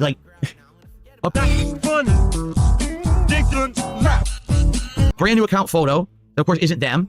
When I was talking with them, they had over 4,000 followers on Twitter. Now they have 35. Okay. They deleted a whole bunch of their posts that they had made in regards to the company. This is the company that they were trying to pretend like they were representing that they're not really representing. Okay. And if you remember, I called them out because I saw a media post that they had from November that was talking about being an interior design company for like vehicles. Well, guess what? They removed it. So basically, they saw my whole video about them. Oh my God, there it is. Phil is utterly convinced. Oh my God. He really thinks the whole world revolves around him, doesn't he?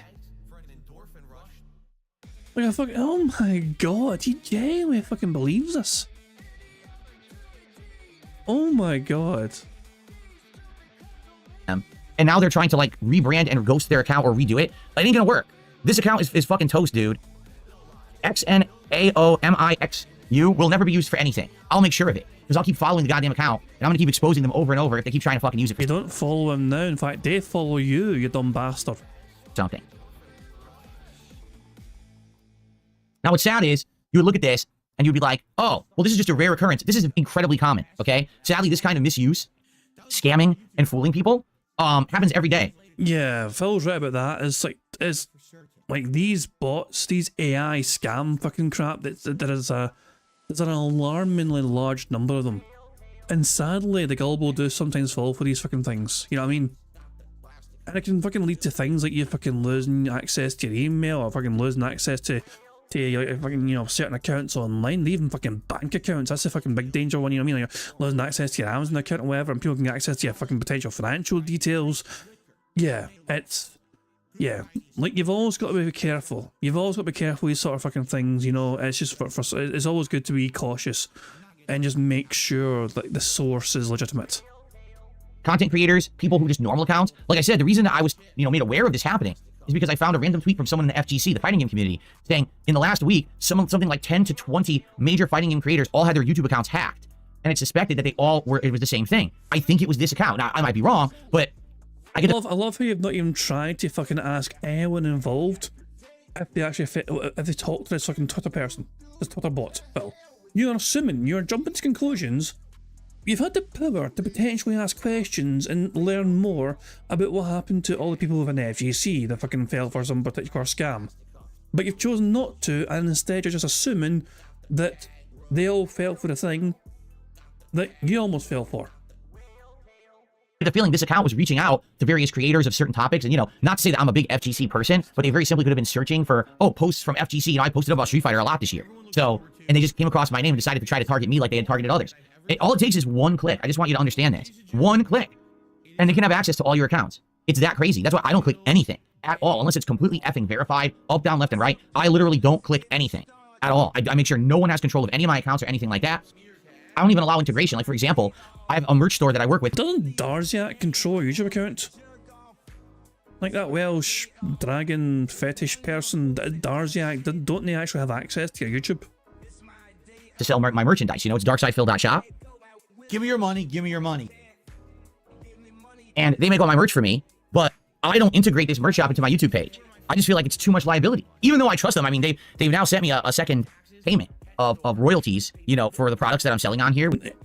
So he trusts him because he received a second royalty payment.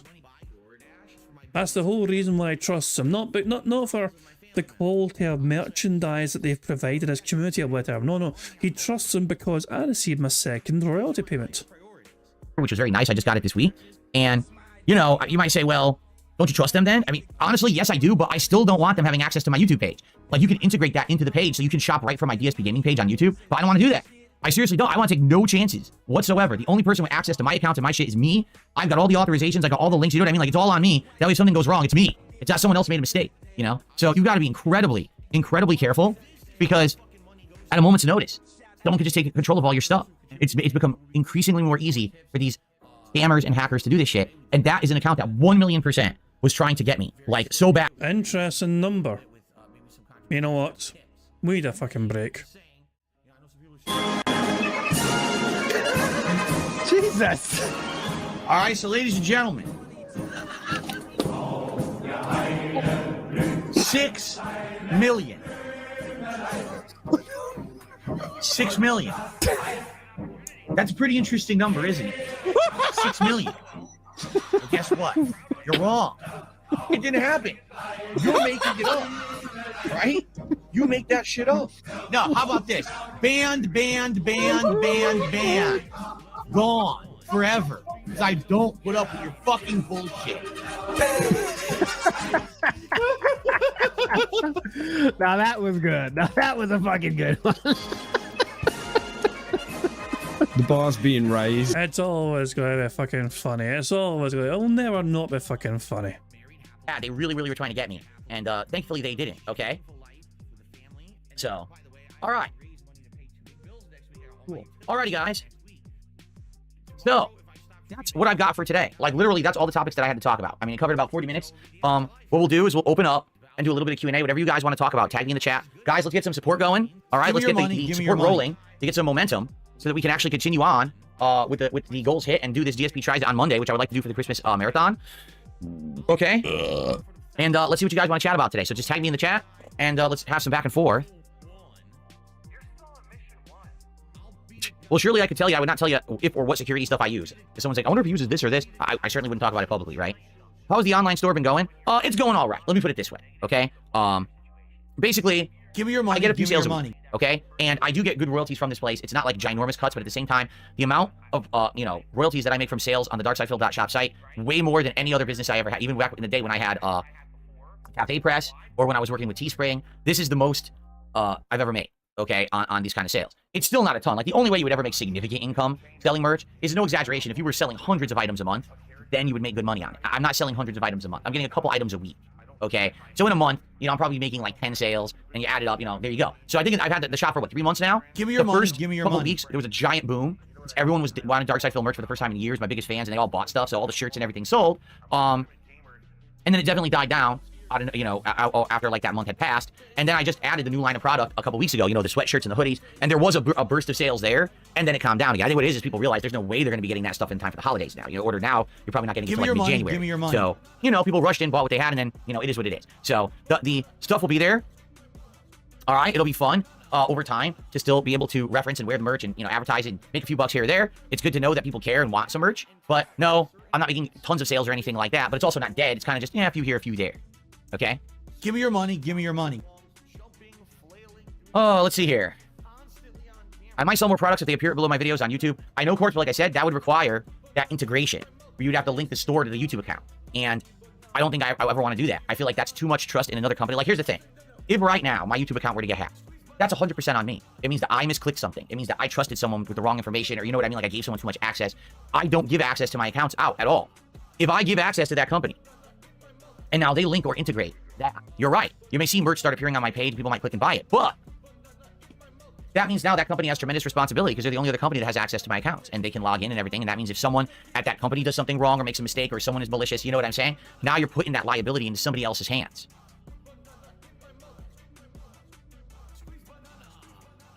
So, it is what it is. Would I make some more money? Yes. Is it worth it to take that risk and have my entire business be at fault that, someone could just get in there and ruin it? Probably. I would never want to do that. So it's probably... Remember, on the same stream, Phil called himself an expert when it came to YouTube.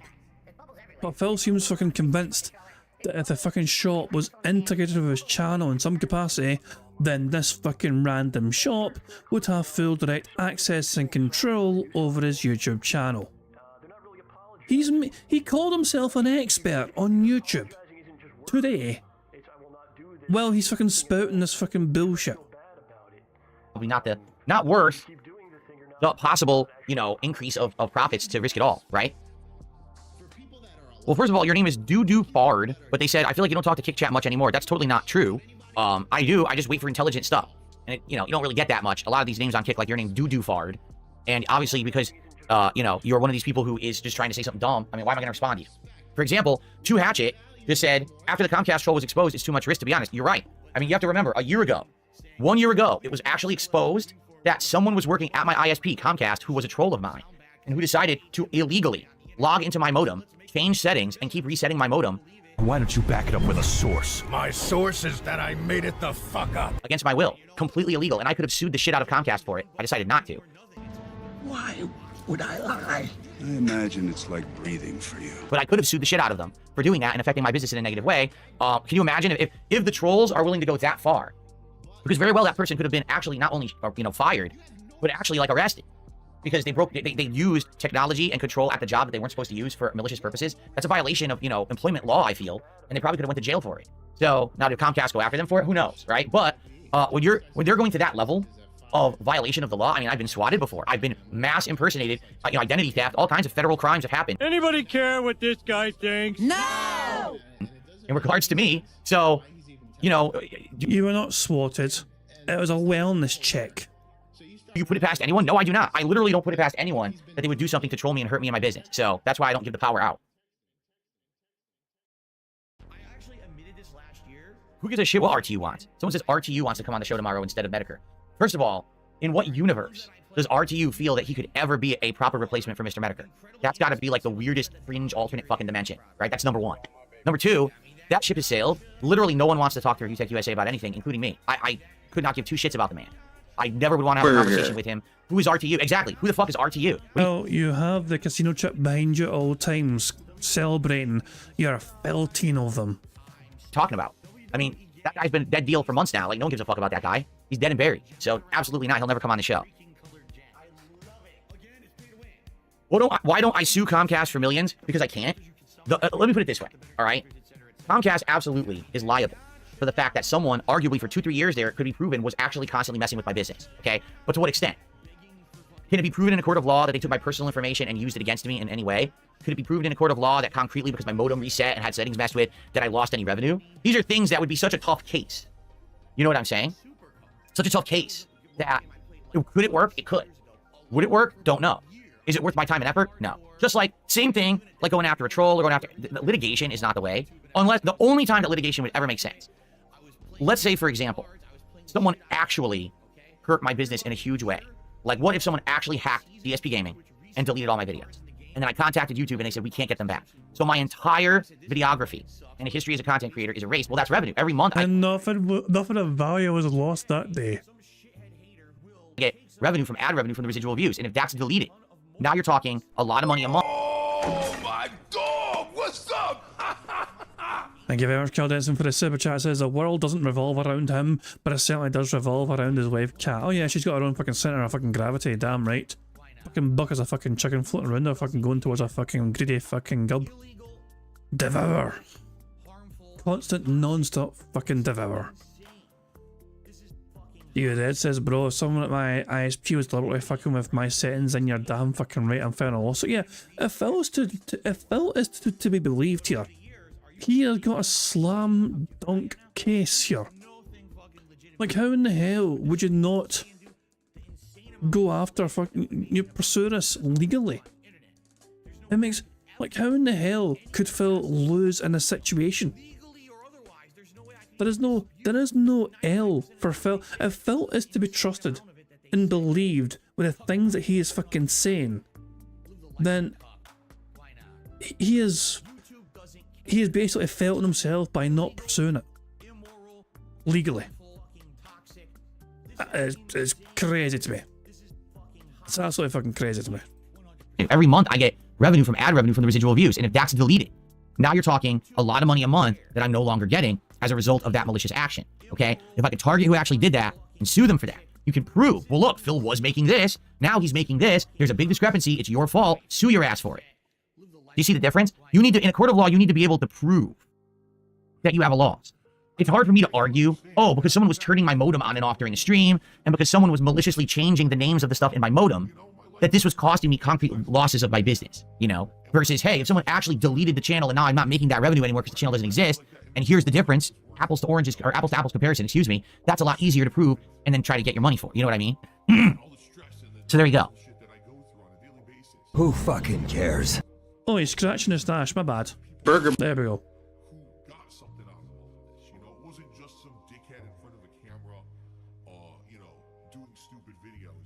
Okay, if you have noticed, I just ignore a lot of these messages. People come on and they try to troll, and they say things that have nothing to do with anything we're even talking about. Like, what? Like, what are you talking about? Like, someone just said something so completely unrelated to anything we talked about this morning. And I was like, okay, ban. And I'm not going to bring up their name or nothing, just wasting my time. Why don't you back it up with a source? My source is that I made it the fuck up. I just fucking ban them outright. Don't have to discuss it. He just did, though. Exactly, Mary Banmiss. Q-Hump seems very rattled. This angers me, like properly angers. Q-Hump, take a breath. Take a breath, pal. Take a breath. Get into your happy place. Here, hold on. Otters. Let otters fucking calm your soul. Sonny's asking how many spaces have we left. I believe, give me a second here. The free spaces we've got so far are on the screen essentially, you know. We have 2 free spaces for the begs and we have 1 for the snorts. So we are 4 away from a full house, as things stand, I believe. Now let's enjoy the calm and soothing powers of otters. Let them de-stress your soul. You know? Cute little bastards that they are.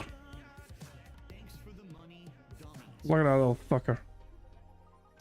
Look at that little fucker with his little toy. It doesn't his toy. No one else can have it. It's his fucking his toy. Only his fucking toy. The little S toy thing. Where's the rest of the otters? I demand to see the rest of the otters. I was hoping for some more otters. Oh, there we go, there's one. That's the same bloody one. Same fucking... Come the fuck in and fuck the fuck off. Oh, balls. Well, while we're all looking for otters, Sonny has gifted 20 members to the channel, and I think... Come the fuck in and fuck the fuck off. I think that might be a full house then. Let me just mute us before because it's gonna go fucking crazy. 20 member bomb. Oof, and I think that gives us a full house because we had 3 free spaces already. 1, 2, 3, which meant we were 1. Hold on. 1, 2. Oh shit! We got one. We got 1 square left. Sorry, I think I miscounted. I think we have 1 square left. It's not over yet. I do apologise. We are 1 away from a full house. But thank you very much to Sonny for gifting 20 members to the channel. It gives us 4 free spaces on top of the 3 we've got. So yeah, that means we're 1 away from a full house. But congratulations to the following people for receiving the membership. Congratulations to Alejandro Facundo, Ulf the Arbalist, Dr. Shrimp Puerto Rico, Dr. the Tractor, Fern Dog, Dewey, House of Dar, H-Bomb, Daniel James, Toxics, BR Joe, Aishamoto, Adam Cosinar, K-Ake, Getting FM'd, What's in Your Bag, Dr. Chaos, Timothy Grimley, Gordon Flowers pointing at Derek, and Well Swade. And Jesus Christ. Sorry. I do apologise for coughing. Sonny has gifted 5 more members on top of that to then confirm the bingo. So another 5 members gifted to the channel from Sonny. Congratulations to the following 5 people for also getting a membership. Congratulations to Fort Worth Raised, Ripper Red, Codeine Crusader, Andy, Bob, and Battery Exhausted. So with that member bam out of nowhere, that gives us a full house on the bingo. Let's see, I want to see some more otters. Okay guys, let me just tick off these bingo squares. Burger, burger, burger, burger, burger, burger, burger, burger. Full house? Oh boy, how exciting. Anyway. So as we can't see otters on the goddamn screen, we'll just fucking see them on the bingo card instead. Good stuff indeed. So thank you very much, Sonny, for gifting those members. 25 members gifted. So if you want a 25 got a membership, then make sure you thank Sonny for their generous member bam. I'll just fucking skip the rest of the alerts here. There we go. Good stuff indeed. Oh, this has been a brutal podcast. It really has been. This has been a brutal one. You know, this has not been easy watching for Phil. How about, it still feels a bit early. How about we'll just watch what other things to talk about, you know what I mean? We'll clock out at a reasonable time, you know what I mean? We'll call it quits soon or whatever. But let's see what other fucking ridiculous things if I can bring up here. He was just celebrating banning somebody because they brought up something which was unrelated to the discussion. Yeah. Steve, we're already at 1.5. We are at 1.5 as things stand. I upped it earlier on. I should react to Medicare watching me? I don't even know anything about that. See, okay, someone earlier, I was going to address this, but it scrolled off the screen. They said, Phil, do you regret not actually allowing Medicare to interview you like 2 years ago? Oh my god, this is going to be disgusting, I can just tell. When you were interested in an interview, because he was one of the people who stepped up and said he wanted to do it, and you just wrote him right off. Well, if you remember, a couple things happened. Number one, I was contacted by not Medicare, but by others who apparently are fans of Medicare. And they said, are you aware that he wants to interview you? He's one of the... But you wanted to do the exact same thing to him, though. He wasn't contacted by you. No. You made a video and sent the internet to contact Jim on your behalf. Big people who's followed you over the years, and yes, he's trolled you, but we think that the interview would break the internet and you should totally do it. And I said, all right, since I am interested in getting a legit interview, okay, let me do some research. And I swear to God, I'm not exaggerating. I'm not making this up. The first video I clicked on YouTube, I searched Mr. Medicare, and a video pops up, and I click on it. And within the first 10 seconds, he's dropped the N-word. And I'm like, that's my kind of guy. That's my kind of language. I use that word as well. like, dude, and you could tell this is a guy that's okay with saying it, doesn't bother him whatsoever, doesn't care about who he's offending saying it. He's just like, N-word. I mean, if I'm looking for an interview that's going to be serious, that people are going to pay attention to, because remember, the reason I wanted to be interviewed is because I wanted to have a definitive piece of content out there that if anyone was interested in learning about the controversies around Darkside Phil and my responses to them, this is the go-to video for it. I didn't want to make an entertaining piece of content. I didn't want to make a money-making piece of content. I just wanted content that was useful to people as a resource to reference. Phil does not care about providing entertaining content. What a surprise. What a shocker that was. Didn't seem to make sense. The first person, you know, I go to interview and the guy is going to basically be saying radical stuff, over-the-top stuff. He's associated with that kind of behavior. I don't think that's what I was going for. I was going for a more professional atmosphere than that. You understand? I'm not saying that it wouldn't have been a wild thing to do. Okay? But I just, you know, I gave it a shot. And the first thing I hear is the N-word. I'm like, well, dude, I'm totally not entertaining this. Okay? So that was number one. Okay? And number two. And yet, Kino Casino, weren't they banned on YouTube for, like, their racist conduct? I mean, correct me if I'm wrong, but why are Kino Casino not allowed to do their streams on YouTube again? Two, if you remember, I basically had given up about getting the interview. Like, I was interested in it in the fall of, like, 2022. And I was fishing around. But that's a good point, Brian. I wonder if there's a Scottish guy that has a compilation of Phil saying that word he just said it doesn't say. I mean, I might know what you're talking about. Yeah, I might know what you're talking about. DSP, history, N-word. Oh, look at that. This is a video made by some guy called King Jad VCMP. I wonder what this is about. And I'm not trying to be racist or anything. It's the funniest clip ever. You gotta watch it on YouTube. He goes, Hulk Hogan, we coming for you, nigga. and then he looks all embarrassed because he realized he did it, and he like tries to turn away and walk away. It's the funniest clip ever.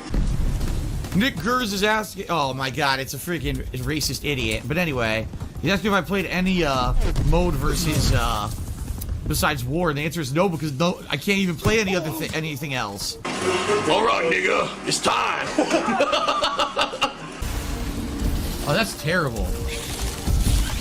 When stationary, negative 75% damage. That's really bad. Uh-oh. Well, I might have been banned. Yep. It looks like I have been banned from Twitch because I can't broadcast to it. Hateful slurs or symbols. I didn't do a hateful slur or symbol. Nigger. Game Trucker just did another $10. I'm compelled to tip you again for another epic moment. Also, we get to see Jingle All the Way animation again. Yes. Arnold Filzenegger. Right? What? Jesus Christ, man. Yeah. But hey, you wouldn't catch Phil saying that sort of word. No. That's a forbidden word in this fort, apparently. I couldn't get anyone serious to do it. Like, for example, Moist Critical. At that point in history, was ragging on me all the time. Okay, he was talking about me a lot in his content, always making. Not really. Like, he mentioned you like 2 times. So Phil's like, wow, he talks about me all the time. No, not really. Fun of me, saying that basically, you know, after the I forget what game it was. It was that shitty ass game that we were playing. That looks like the R.R. Geiger shit. I can't remember what the fuck it was called. It's such a bad game. But I was playing it, and that night when I played it, I was in such a bad mood. And I was basically being really mean to the viewers because they hadn't contributed, right? Like, I was over the top, being really disgusting and mean. Wow, that's such a rarity for Phil Burnell to take out his anger about his lack of financial support on the people he relies on to get that financial support. You barely catch Phil doing that ever these days, surely. Towards the viewership. And he called me out for it, right? And I'm like, when I saw him responding to me, I was like, he's absolutely right. And that's someone who over the years has called me out for shit. So Oh my dog! What's up? Thank you very much to Kel Denson for the super chat. It says Arnold Phil's a what? Phil's a what? Yeah, Phil is a. I still don't understand what compelled him to try and put his own spin in that. It's crazy, you know what I mean? And so that video I made, obviously that I just showed you. Obviously, since then he has actually said the word a few more times.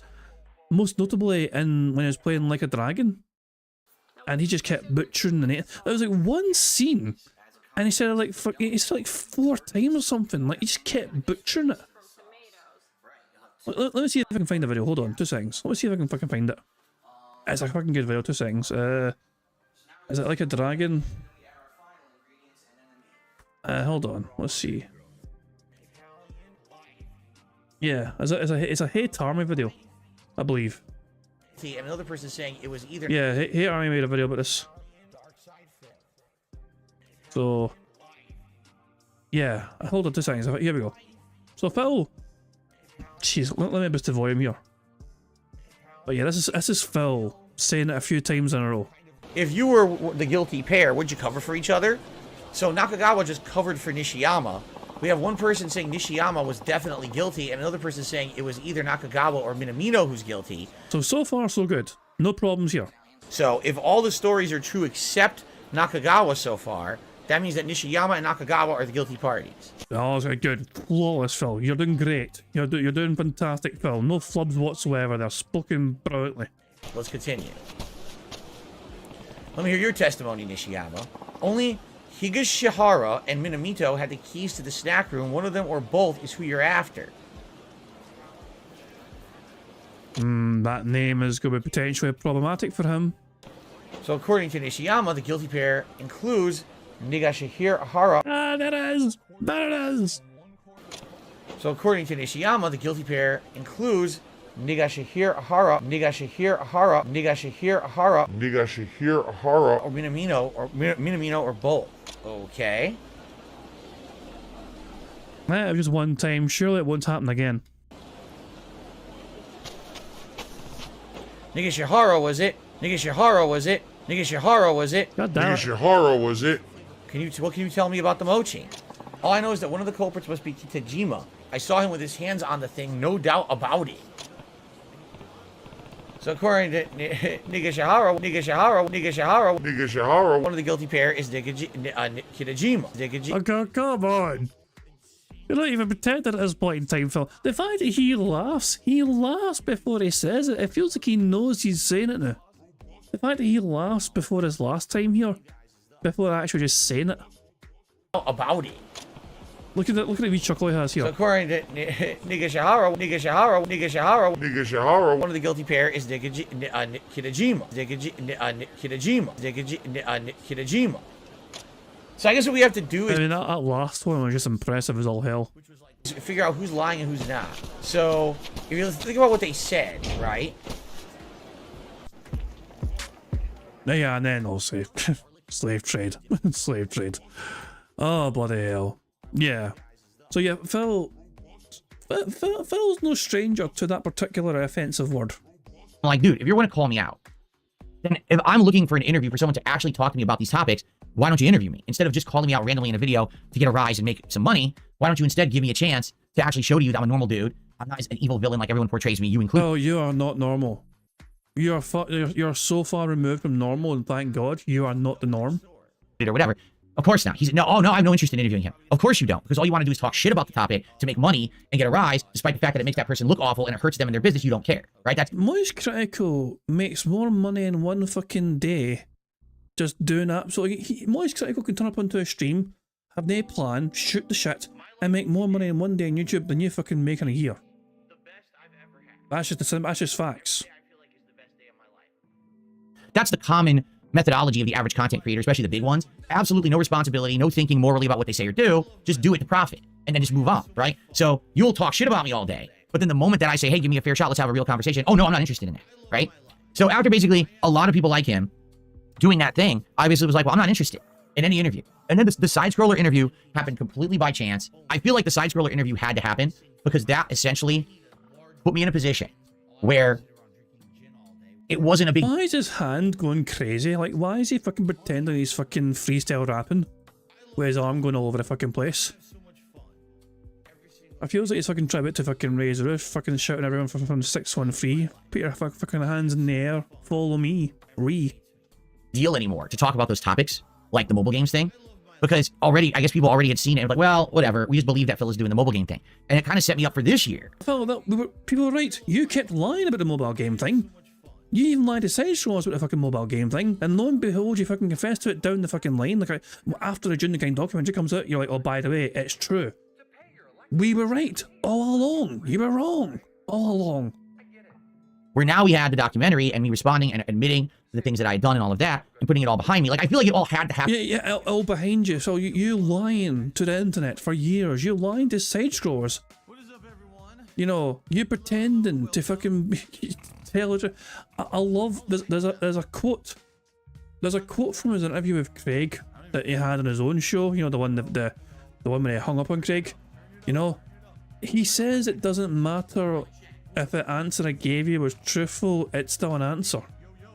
There's some bizarre fucking Phil logic there, where he said to Craig it didn't matter what if the answer he gave them on side scrollers was honest or not, it's still an answer.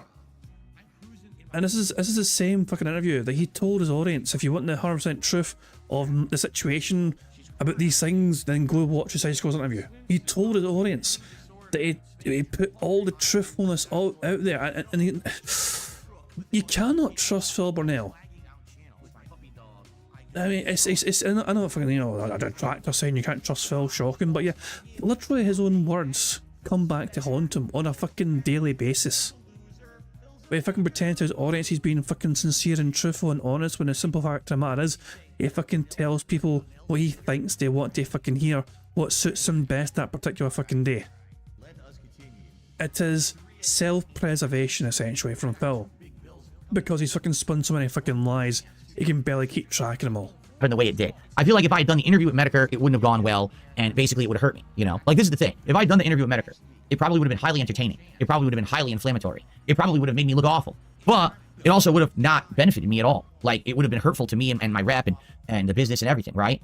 As opposed to the way that it went instead, yeah, it was a very slow thing, but, you know, having the side scrollers interview go down, me getting screwed over for the year, and then the review tech thing happening and him falling apart, and then me having this big, you know, spin and resurgence, and having people listen to me for the first time in many years in a positive way, and being able to basically get my revenge both on review tech and on side scrollers, and then, you know, coming back the way that I have, it's all because I did it the way I did. It could have gone very differently if I had made different choices. And again, this is not me ragging on Medicare at all. I'm just saying I don't think that would have been the right thing or the right time. It actually kind of would have hurt me badly if I had done it, okay? Now, is it unfortunate that now Medicare is in really bad, you know, medical shape and basically can't do this kind of stuff anymore? Yeah, it is. Because I do feel like right now, if he were healthy, 100% this is something that I would do. Like, no lie, 100% I would absolutely have this conversation or interview with him. You know, I have no problem with it. Even if he took the entire time, all he did was fucking rip me a new asshole and make fun of me and tear me apart, I wouldn't even care. Seriously, I wouldn't. Like, I don't really care anymore about this shit, you know? So... why don't you back it up with a source? My source is that I made it the fuck up. You know, it's just unfortunate the timing. Because again, like this week, the fact that I invited him on the show, right? And everyone's like... But you didn't know. You didn't really invite him on the fucking show. You didn't even fucking talk to him. Oh, you're doing it for personal gain. What personal gain? The stream would be demonetized. There would be no pop-ups, no shout-outs, no contributions going on. Okay? That's not the purpose of the show. Or the purpose of the appearance, I should say. I don't... And why does it have to be on your channel, then? If it's not for personal fucking gain, then why are you fucking restricting it to only be on your channel? I'm gonna get any clout from it. I literally don't even know the guy. I'm gonna react to it today to learn about him. What clout could I possibly get out of it, right? The reason I'm doing it is because I've been told by multiple parties it would be the right thing to do. That this guy deserves to have this conversation with me that he's wanted for so long, and that I should present it in a way that it makes it feasible, you know, to happen. Not, oh, I was stubborn. He's sounding more and more disgusting with every fucking word he breathes. All these years, and then after the fact, oh, I wish I had. You know, take advantage of the moment when you can. So that's all this was. So, you know, again, I think Phil legitimately believes that Medica's like going to fucking like, you know, Medica's going to fucking, like, if Medica doesn't get his interview, Phil truly believes that Medica's fucking dying words or something was going to be, oh, I wish I got that interview with Phil, and then he's going to fucking pass and that'll be it, you know, that'll be his one major life regret. In Phil's mind anyway. Medica's going to have is that he never got to fucking talk one-to-one with Darkseid Phil. Personally think that I had anything to benefit from it if we did the conversation at all. But it is a shame that it seems like it's just never going to happen now, right? So it is what it is. Well, fucking horrible, irredeemable piece of shit.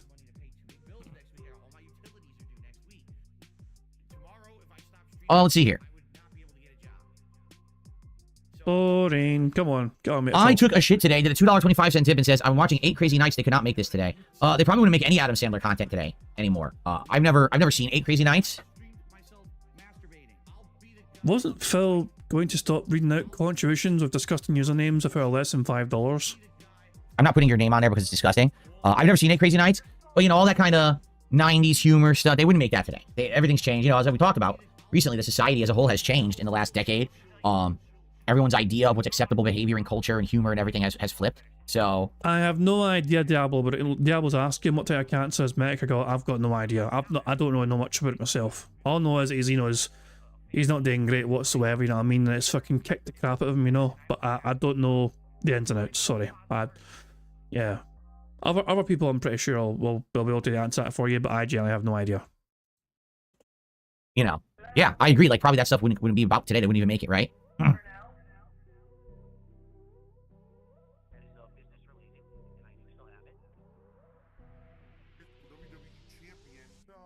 $7. Hold on, let's skim ahead, shall we? Because there's plenty of the podcast to go. Oh, he's in double digits here. Yikes, people are dumb. Oh, hold on. Let's rewind. Why do we think Phil said people are dumb? Let's see. Boogie after me, and they... Hold on.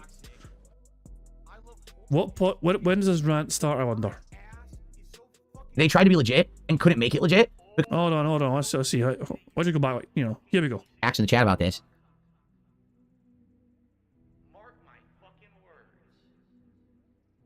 The crunchiest onion did a super chat. Did you watch any Side Scrollers episodes before your interview or any of his prior projects? I did. I watched a bunch of the episodes from before the interview. Oh God, here we go. And basically, I saw how they were basically struggling. They were trying to get traction back. What's funny about it is they had people on that show, big YouTubers. We're talking YouTubers with million subs, people with big followings. They got no increase in attention whatsoever. Zero. Then they had me on and acted incredibly toxic about me after the interview, and they benefited massively. So essentially what happened was they tried to be legit. Okay. You lied to them for 5 hours and they fucking got that impression that you lied to them for 5 fucking hours. You fucking blame them. Everyone fucking feel very fucking favorably towards you because you fucking lied to your fucking piggy teeth for 5 fucking hours. To them. Okay, they tried to be legit and couldn't make it legit because they're just not interesting at all. Look who's fucking talking. So instead, they just decided to become drama. Like, literally, like everyone else. It's just a total sellout on the internet. That's what you do. I tried to make it legit. I couldn't make it legit. You know, I just couldn't retain an audience. I couldn't get a following. I couldn't get anyone to pay attention to me. So now it's time to crash out. That's what they say, right? Crashing out. Give up on everything that you ever wanted to do and instead just become a shameless grifter by creating drama. Which is exactly what they did. First, it was about creating drama around me so they could milk my detractors for money. Then they tried creating drama elsewhere. It kind of fizzled out and didn't work. So then they jumped into politics. And then they said, let's make drama with politics by being extreme. Remind you of anyone? Remind you of anyone with your fucking Fresh GS politics show? Everything you're fucking criticising them for, you're fucking guilty of doing yourself, you fucking hypocrite. Green to the right. And it worked. Because people are stupid. And they fall for grifting. They're just dumb. What? Two-time Todd, you don't even know what the fuck you're talking about. They interviewed Boogie after me, and they did a series of guest appearances before me. Tons of YouTubers appeared on the show before I did. Just get a ban now. You're a fucking idiot. So much toxicity on this fucking podcast today. It's maybe chill, apparently. Look at the title, Chill Podcast. But he's banning people left, right, and centre. Because their opinion differs from his. Yikes, people are dumb.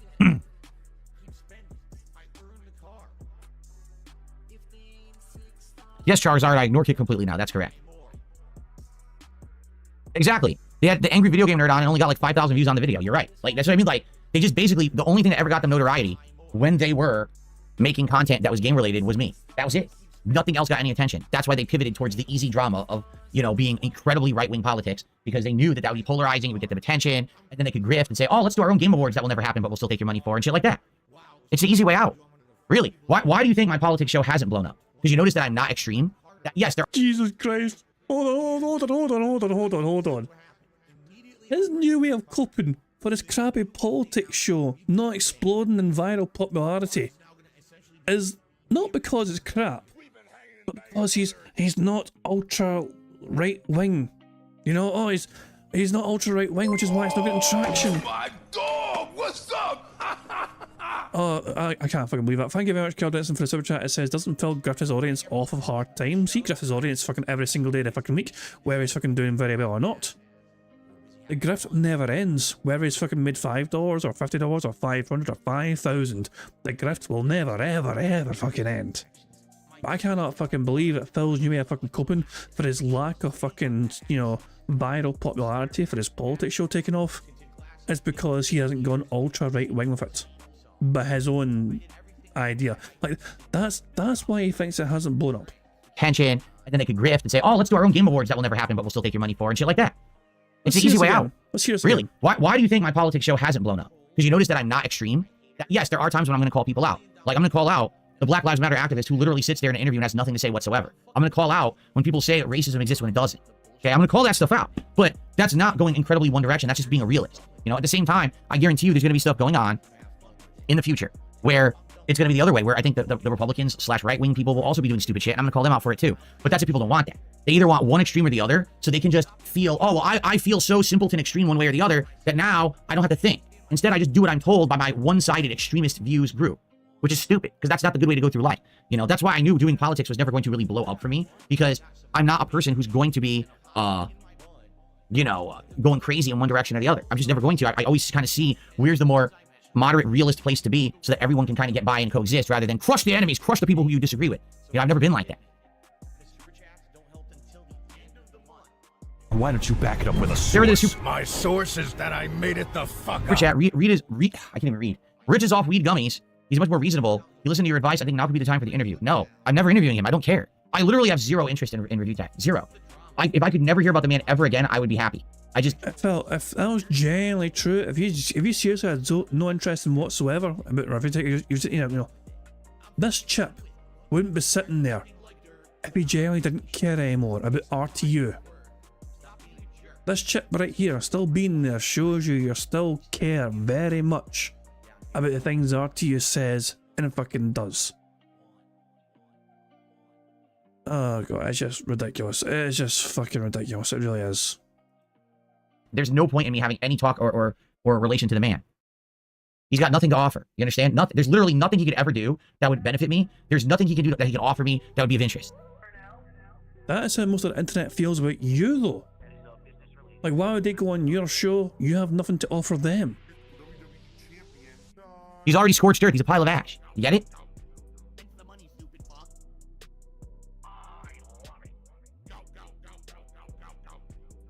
Dead air, dead air, dead air. More dead air. Let's see here. I received a $10.80 tip. Ownage 101 says for the Christmas marathon, you should play Stellar Blade last. The game is main event status. Well, here's the thing. Here's the problem with that. If I do that, which I very well could do, by the end of the marathon, I'm going to be tired. You know, every time I do a marathon, by the end of the show, I'm pretty beat. And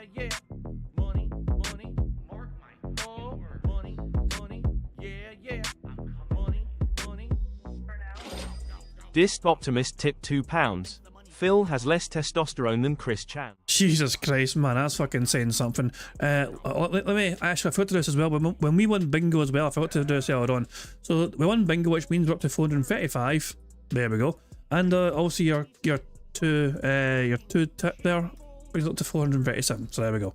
I remember this time, Harry. Thank you very much for the tip there, very much appreciated. But yeah, Phil, like, I feel like I'm done with him. I think I'm going to tap out there. I feel like I think I've had enough of Phil and his bizarre fucking just delusions and fucking coping. He's got delusions of grandeur fucking flying out of fucking every orifice right now.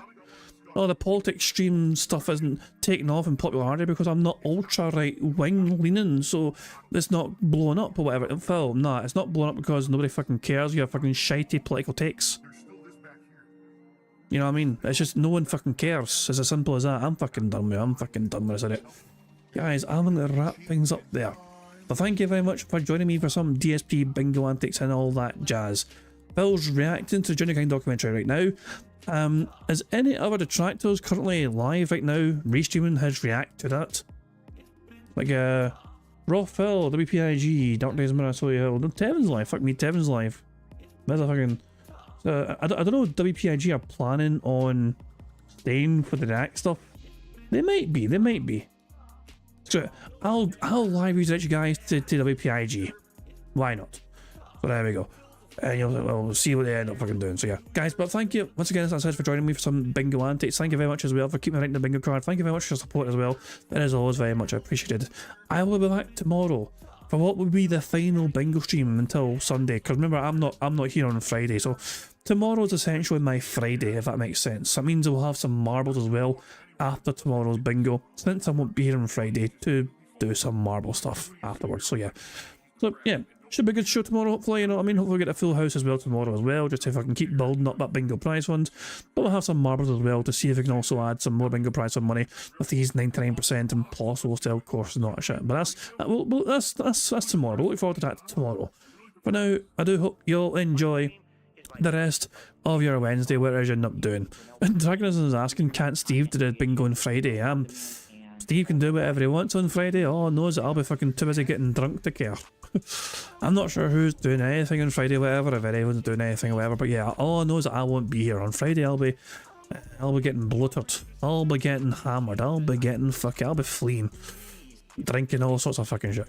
But yeah, anyway, that's Friday though, I'll say. I mean, we're still a couple of days away from Friday. But guys, as I said, thank you once again, as I said, for joining me for some bingo antics. And we'll be here tomorrow for some more bingo, for what is going to be my final bingo until Phil's Sunday stream. So yeah, I'm going to end where it all ends by pointing to these PIG contributions made by the supremely talented Pixar Animations.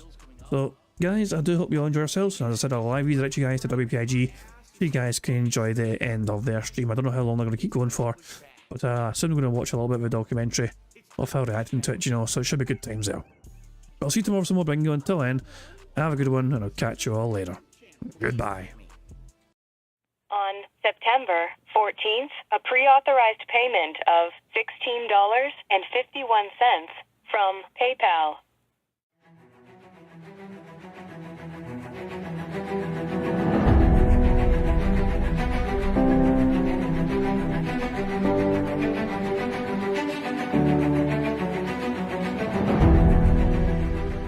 Alright, Luna Mills has tipped me $1.30. It says, I'm back. What's your favorite type of shower? When you're showered in money. When you go outside, all of a sudden, greenbacks start falling from the sky. And you raise your face up, you're like, oh, you start dancing, you go, oh, money, money, yeah, yeah. Alright, I don't know what the hell you're talking about, but thank you for the first tip of the day.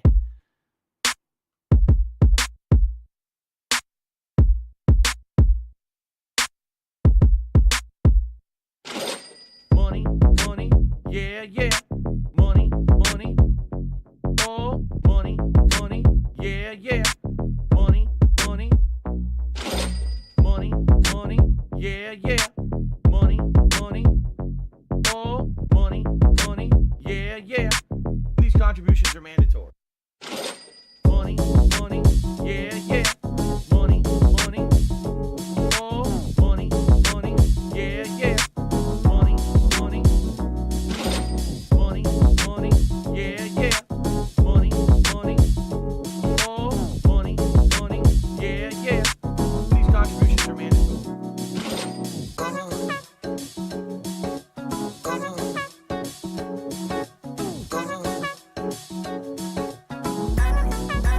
Show me the money.